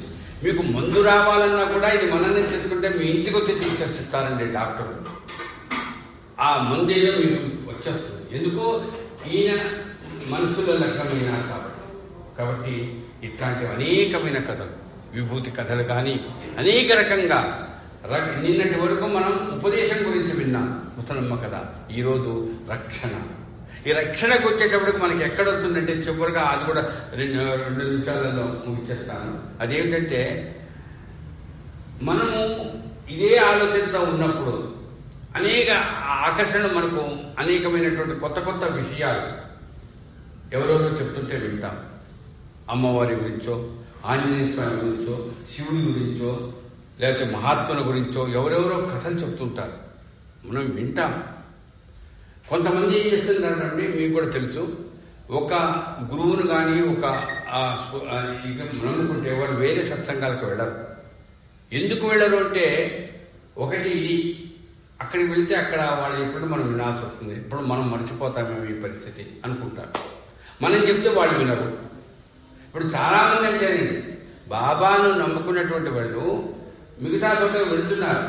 అయ్యా బాబా ఇంత గొప్పవాడయ్యా, మీరు ఇంత చేస్తున్నారు కదా, మరి బాబా గురించి వద్దండి అన్నా కూడా మనం అక్కడికే పోతున్నాం. కానీ మన బాబా గురించి అంత పక్కకు పెట్టే వాళ్ళ దగ్గరికి మనం ఎందుకు పోవాలి అనే ఆలోచన దయచేసి క్షమించండి, నాకు కొన్ని చోట్ల చూస్తున్నాం. మనకుండే అది అదే అంటే బాబా మీరు అట్లా సహించండి, నిజమే సహిస్తాం. కానీ ఒకటి గుర్తుపెట్టుకోండి, మా అమ్మే, నా గురువు నాకు చెయ్యి వెళ్ళండి. వాళ్ళ అడిగారు. ఎందుకంటే నేను ప్రత్యేకంగా చెప్తున్నా, ఇప్పుడు చాలా ఈ వాట్సాప్లు వచ్చిన తర్వాత, మీడియాలు వచ్చిన తర్వాత అనేక క్షేత్రాల గురించి, అనేక మహాత్ముల గురించి, అనేక సద్గురువుల గురించి, అనేకమైన ఆధ్యాత్మిక విషయాల గురించి బాబా ఈ అంటే గ్రూపులలో కూడా కొన్ని గ్రూపులు ప్రత్యేకించి సాయిబాబా కోసం ఉంటే మీరు రోజు చూస్తుంటారు, కొన్ని గ్రూపులలో వస్తాయి అది మెసేజ్లు కానీ ఫోటోలు కానీ. బాబా సచరిత్ర గురించి బాబా సంబంధించింది మాత్రమే వస్తుందండి. అది వచ్చేది ఒక 10%, మిగతావన్నీ 90%. నేను ఆ విషయంలో చెప్తున్నాను అనుకోకండి ప్లీజ్, అది మీరు అర్థం చేసుకోండి. దానివల్ల ఏమవుతుంది, అమ్మా షిరిడీకి పోకుండా అరుణాచలం పోతే బాగుండండి, షిరిడీకి పోకుండా కాశీ పోతే బాగుండండి, అక్కడ ఎవరు అయ్యా నువ్వు నీకుండేటువంటి ఆలోచనలో ఏదైనా నీకు బాబా మీదే పెట్టుకుంటే అది. అందుకని ఆ స్వామి నేను అడిగారు, రేపు ఏం చెప్తారండి ఆనందరావు పాకడే కథ దృష్టి. కానీ ఈరోజు ఆనందరావు పాకడే కథ చెప్పడానికి వీలు కాదు. అందుకని చెప్తున్నాను, ఆనందరావు పాకడే కథ ద్వారా తెలుసుకోవాల్సింది ఇదే. ఎవరు చెప్పారు ఈ మాట, దాంట్లో సారాంశం చెప్తున్నా. శ్యామ అంటాడు దీక్షతో, నీకేటయ్యా దిగులు, ఆయన మోక్షాన్ని కూడా ఎక్కడిస్తాడయ్యా బాబు, ఆయన ఏమో నియమాలు పెట్టాడా? నవనాథ చరిత్ర చెప్తున్నాను నేను, ఎంత బాగా జనక మహారాజుకు చెప్పాను, మరి బాబా ఎప్పుడైనా చెప్పాడా? పొరపాటు. బాబా మనకు తల్లిలాగా ఒడిలో కూర్చొని నాన్న అని ఆయన చెప్పలేదు అనుకోకయ్యా. అసలు అదృష్టవంతులం వాడు అంత కష్టపడి 9 మందిని నమ్ముకున్నారు వాడు, మనం ఒక్కరి దాల్లా వినవద్దని చెప్పడాలా. వినండి, సుందరకాండ వినండి, భాగవతం వినండి, ఏదైనా వినండి, ఏ మహాత్ముడి గురించైనా వినండి. కానీ ఈయన తల్లి ఈయనందే మనకి వచ్చాయి. ఒకవేళ నేను అదే చెప్తున్నా, మనకు ఆ ఇబ్బంది ఏదన్నా వస్తే అయ్యా నమస్కారం. ఇవి చాలా చోట్ల జరుగుతున్నది ఇది. నేను అదే అంటున్నా, ఆ వాడకు గ్రూపులు ఉంటాయి. అది ఇప్పుడు నేను చెప్పిన కొన్ని పేర్లు నేను చెప్పను, మీకు కూడా అర్థమైంది. ఆ గ్రూపులలో ఎక్కడైనా బాబా గురించి వస్తున్నారా? వెయ్యరు. మరి ఈ గ్రూపులు అవి ఎందుకు? ఏమో అవి కూడా తెలుసుకోవాలి సార్ మనం. ఏమిటండి అంటే ఈ సత్యత గురించి బాబా గురించి కథ తెలిసిపోయిందా? దానికి కూడా మనకేమో నాలాంటి వాడు బలహీనత అండి. దాని మీద 1కి 4 సార్లు, రోజు 10 సార్లు చదివాడు, అమ్మ అది కూడా చాలా గొప్పదేనండి, ఇది పోతుంది పక్కకు. అది ఉంటుంది ఇది ఉంటుంది అనేది నో, అది సాధ్యం కాని. 2 కాళ్ళు 2 పడవల్లో పెట్టాలి ఏమని. కాబట్టి అయ్యా ఈ తల్లి లాంటి వాళ్ళు ఎంతమంది అయినా ఉండొచ్చు, కానీ తల్లి అలాంటి తల్లి, అలాంటి తండ్రి సాయి ఇన్ని కథలు విని ఇంకా తర్వాత రేపు అయిపోయి ధనుర్మాసం అయిపోయింది, రేపటి నుంచి వీళ్ళు చోటు పోతారు, విష్ణు సహస్రనామం ఉంటారు, ఇందులో వింటారు. వినవద్దు కానీ అక్కడ కూడా ఇదే దృష్టి. నాకు బాబా నాకు అవకాశం ఇచ్చాడు అంతే.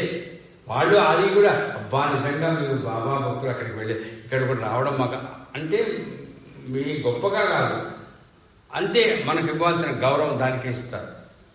అట్లాంటి స్థితిలో మనము బాబా భక్తులుగా సచరిత్రను మననం చేసుకుంటూ మనకి ఏది కొదవలేదు. బాగా గుర్తుపెట్టుకోండి.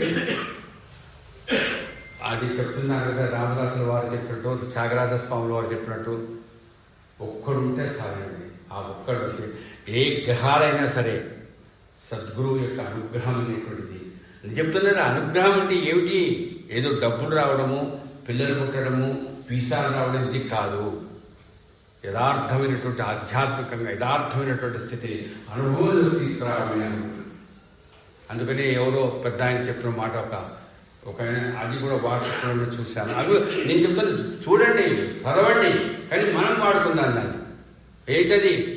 అనుగ్రహం కలిగింది, నాకు అనుగ్రహం కలిగింది అని అనుకుంటారు కదా. ఒక మహాత్ముడు ఎవరో రాసిందని పెట్టారు వాట్సాప్. అనుగ్రహం ఏదైతే ఉందో నువ్వు నమ్ముకున్నటువంటి గురువు నిన్ను శిక్షిస్తున్నాడని భావించుకుంటావు. అదేంటి అనుగ్రహం? శిక్ష. మీ దగ్గర ఎప్పుడైనా వాట్సాప్లో చూసారా లేదో నాకు తెలియదు.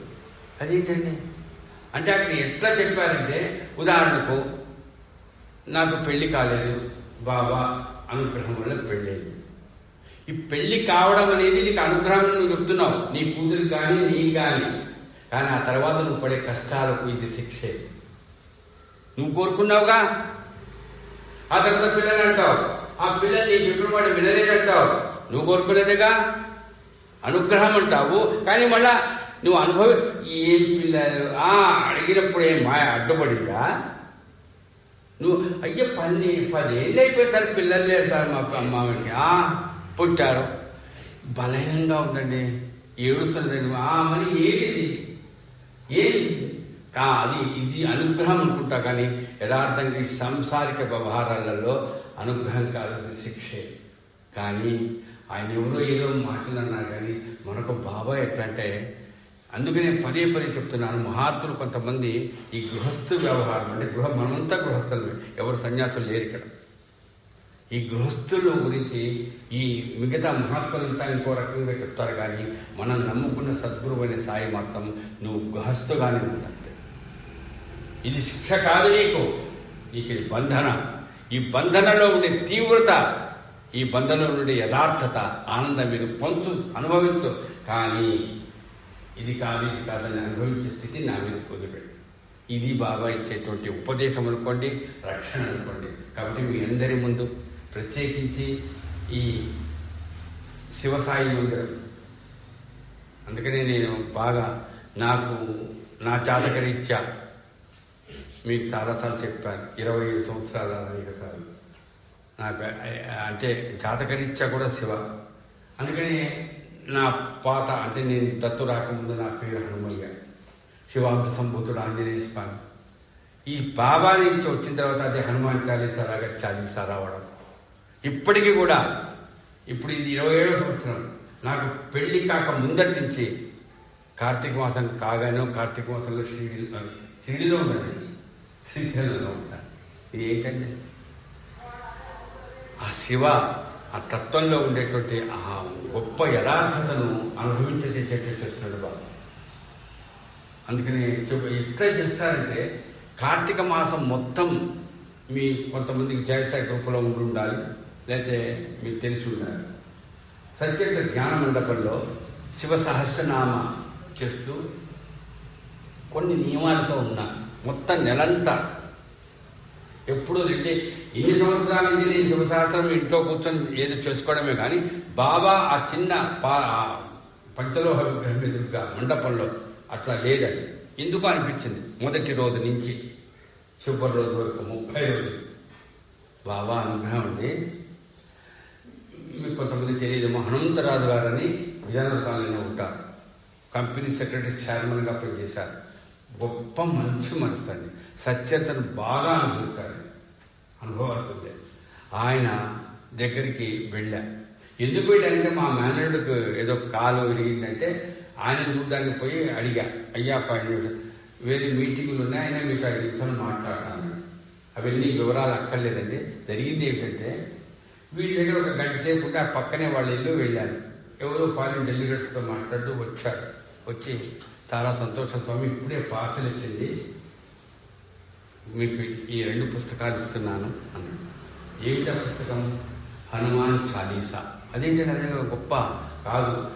వరంగల్లో ఉండే ఒక ఎంఎస్ చేసినటువంటి, ఎంబీబీఎస్ చేసి ఎండి చేసినటువంటి ఒక డాక్టర్ గారు హనుమాన్ చాలీసాలో ఏవైతే ద్రుపదలు ఉన్నాయో వాటన్నిటికీ అనేకమైన ఆధ్యాత్మికమైన వివరణలు ఇస్తూ చక్కటి పుస్తకం అండి. అసలు ప్రింటింగ్ కానీ దాంట్లో ఉండే ఫోటోలు చూస్తే ఒళ్ళు జలధరిస్తుందండి.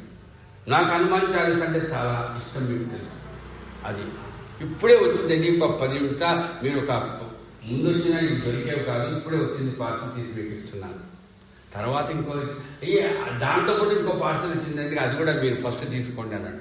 అదేంటి? తిరుమల తిరుపతి దేవస్థానం వాళ్ళ డైరీ. ఆయన దాదాపుగా ప్రతి సంవత్సరం 150 డైరీలు తెప్పించుకుంటారు అందరికీ. ఆయన కంపెనీ సెక్రటరీస్ కదా అందరికి. కానీ నాకు ఇంటికి వచ్చారు, మా ఆవిడ చూసింది హనుమాన్ చాలీసా. ఎంత బాగుందండి. చిన్న పుస్తకం, 350 పేజీలు, మల్టీ కల్చర్, ఎన్ని చక్కటి ఫోటోలు. వాళ్ళు ఆయన ప్రింట్ చేయించాడు, కానీ పేరు ఎక్కడ ఉండదు. అయితే 2 పుస్తకాలు ఇచ్చాడు. ఒకటి మండపంలో పెడుతున్నాం, ఒకటి మన ఇంట్లో పెట్టుకున్నాం, కింద మేము ఉంటాం. ఎవరన్నా అడిగితే ఇంత బాగా సార్ మాకు కూడా పుస్తకం అడిగితే బాగుంది అడుగుతారు కదా, ఎంత డబ్బులు ఇస్తారు కదా, ఎంతమంది కొనలేని వాళ్ళు ఎవరు లేరు. ఏమనుకుంటాడో నేను అనుకున్నా. నాకు మధ్యాహ్నం కూడా కాస్త 1 గంట పడుకున్నా. 4ంటికి ఫోన్ వచ్చిందండి, ఒకటి అడిగితే బాగుండు అని. అప్పుడు నేను చెబుతుంటే ఒక ఆయన, నాకు కూడా ఒక పుస్తకం అడిగితే బాగుంది సార్, ప్లీజ్ తెప్పించండి అంటున్నాడు. ఆయన 4ంటికి ఫోన్ చేసి నన్ను అడుగుతారు, ఎట్లా ఉంది స్వామి పుస్తకం? చాలా బాగుందండి. నాది ఒక చిన్న కోరిక అండి. మీదేంటండి, మీరు శ్రీరామ ఉత్సవాలు చేస్తారు కదా ప్రతి సంవత్సరము మీ జ్ఞాన మండపం దగ్గర, అప్పుడు వచ్చిన వాళ్ళకి అందరికీ ఈ పుస్తకం ఇచ్చేసేయండి స్వామి.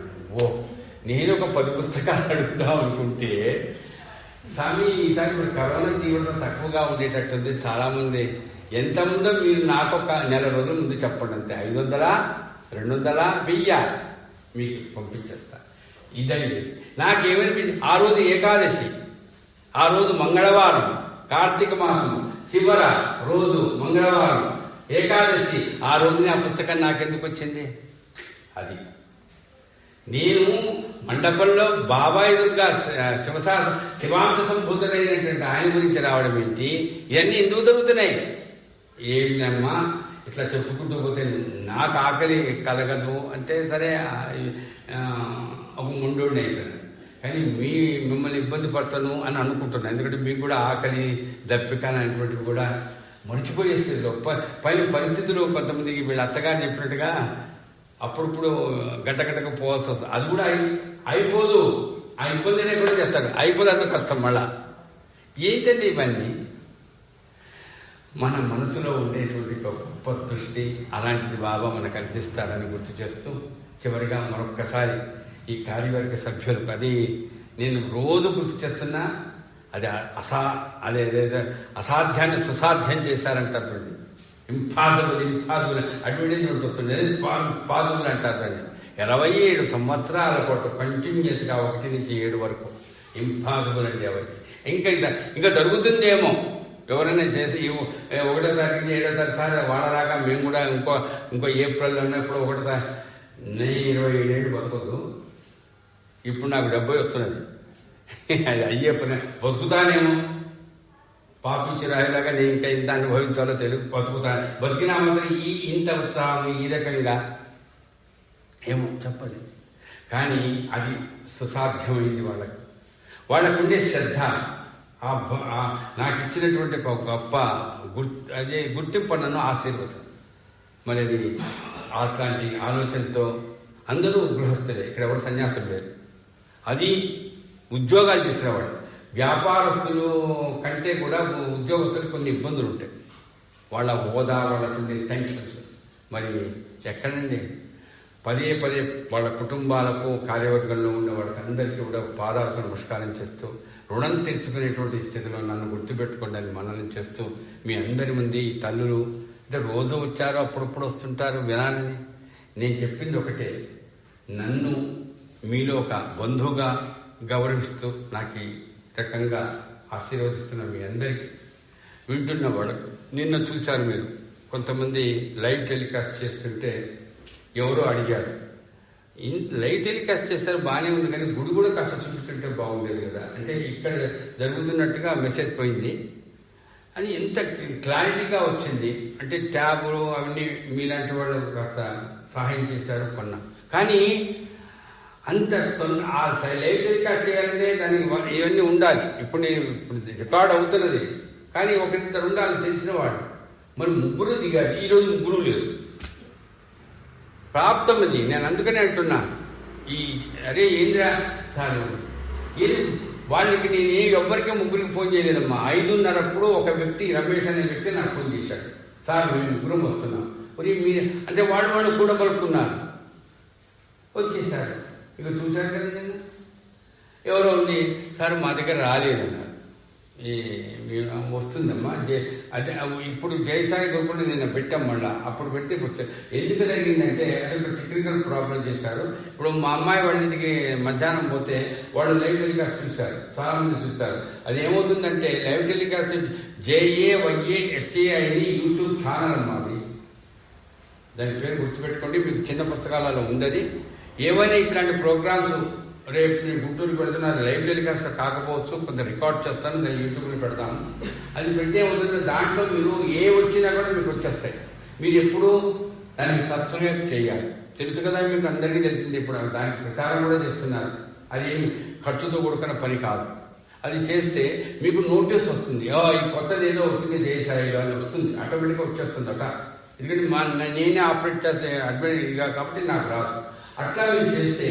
మీకు ఇమీడియట్గా తర్వాత లైవ్ టెలికాస్ట్ ఒకవేళ చూడలేరు టీవీలలో చూడొచ్చు అన్ని స్మార్ట్ టీవీలే ఫోన్లలో బ్రహ్మాండం చూడొచ్చు ఎక్కడైనా ఏ దేశంలోనైనా ఎక్కడ ఉన్నా కూడా ఏ టైంలోనైనా ఒకవేళ అప్పుడు చూడలేకపోతే తర్వాత ఎప్పుడైనా సరే సంవత్సరాల తర్వాత అయినా సరే మనం చూడడానికి అవకాశం ఇది కాస్త నేను అంటే ఈ రకమైన సాంకేతికమైన ఇది ఒక మాయ నేను కాదని కానీ దాన్ని కూడా మనం సద్వినియోగం చేసుకుందాం నేను అనేది దానికి మనం కాదు వచ్చింది అట్లా ఏమో ఈరోజు మళ్ళీ రేపు పొద్దున గుంటూరుకి వెళ్ళాలి ఈరోజు పెడతానో పెట్టను యూట్యూబ్లో చెప్పలేదు ప్రయత్నం చేస్తాను అంటే అదే చెప్తున్నాను వీలున్నంత వరకు అది సారు మేము వినాలి మొన్న ఎప్పుడో ఇంతకుముందు జరిగినప్పుడు సార్ ఆడిగా సరిగ్గా లేదు సార్ కాస్త దాన్ని ఏదైనా చేయండి సార్ అంటే వాళ్లకు చూస్తున్నారనమాట ఆడియో లేదంటే ఇట్లాంటి మైక్ ఎక్స్టెన్షన్ పెట్టుకోవాలి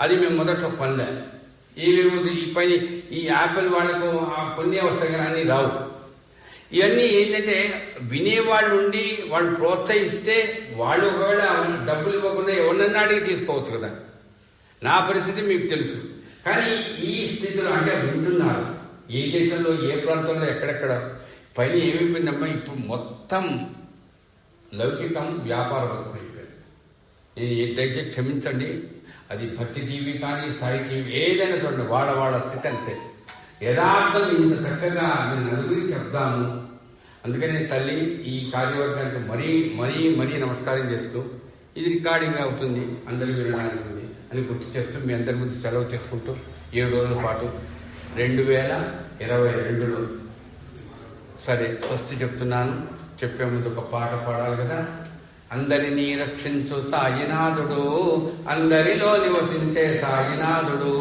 ఎందరెందరో సేవలందుకున్న గరుడాతడు ఎందరెందరో సేవలందుకున్న గరుడాతడు ఎన్నెన్నో మహిమలతో భక్తుల వ్రోసే ఆతడు అందరినీ రక్షించు సాయినాథుడు అందరిలో నివసించే సాయి బ్రహ్మాది దేవతల రూపమతడు హరిహరానాథుడైన స్వామి అతడు అంతటా నిలజయుండు ఆది పరాశక్తి అతడు అన్ని రూపాలలో అదుపించే దేవుడతడు అందరినీ రక్షించు సాయినాథుడు అందరిలో నివసించే సాయినాథుడు భాగోజీ కృష్ణు వ్యాధి హతమార్చినాడు నీళ్లతో దీపాలను వెలిగించినాడు దాసమహంసాపతికి సాయిగా నిలిచినాడు దాసమహంసాపతికి సాయిగా నిలిచినాడు ద్వారకామాయిలోన దేవునిగా వెలసినాడు అందరినీ రక్షించు సాయినాథుడు అందరిలో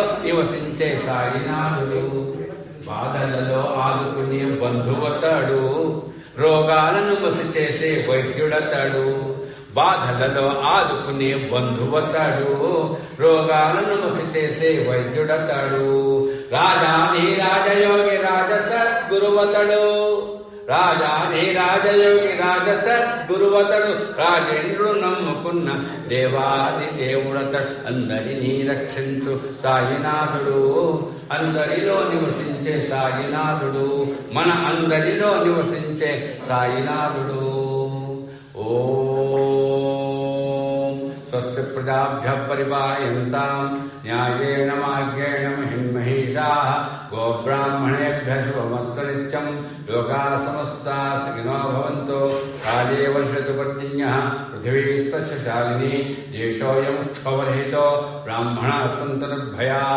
అపుత్రాः పుత్రిणः सन्तु पुत्रिणः सन्तु पौत्रिणः अधनाः सधनाः सन्तु जीवन्तु शरदां शतम् ओम असतो मा सद्गमय तमसो मा ज्योतिर्गमय ओर्मा अमृतंगमय ओम शांति शांति शांति ओम सहना भवतु सहनो भुनक्तु सह वीर्यं करवावहै तेजस्विनावधीतमस्तु मा विद्विषावहै ओम शांति शांति शांति सच्चिदानंद सद्गुरु साईनाथ महाराज की जय।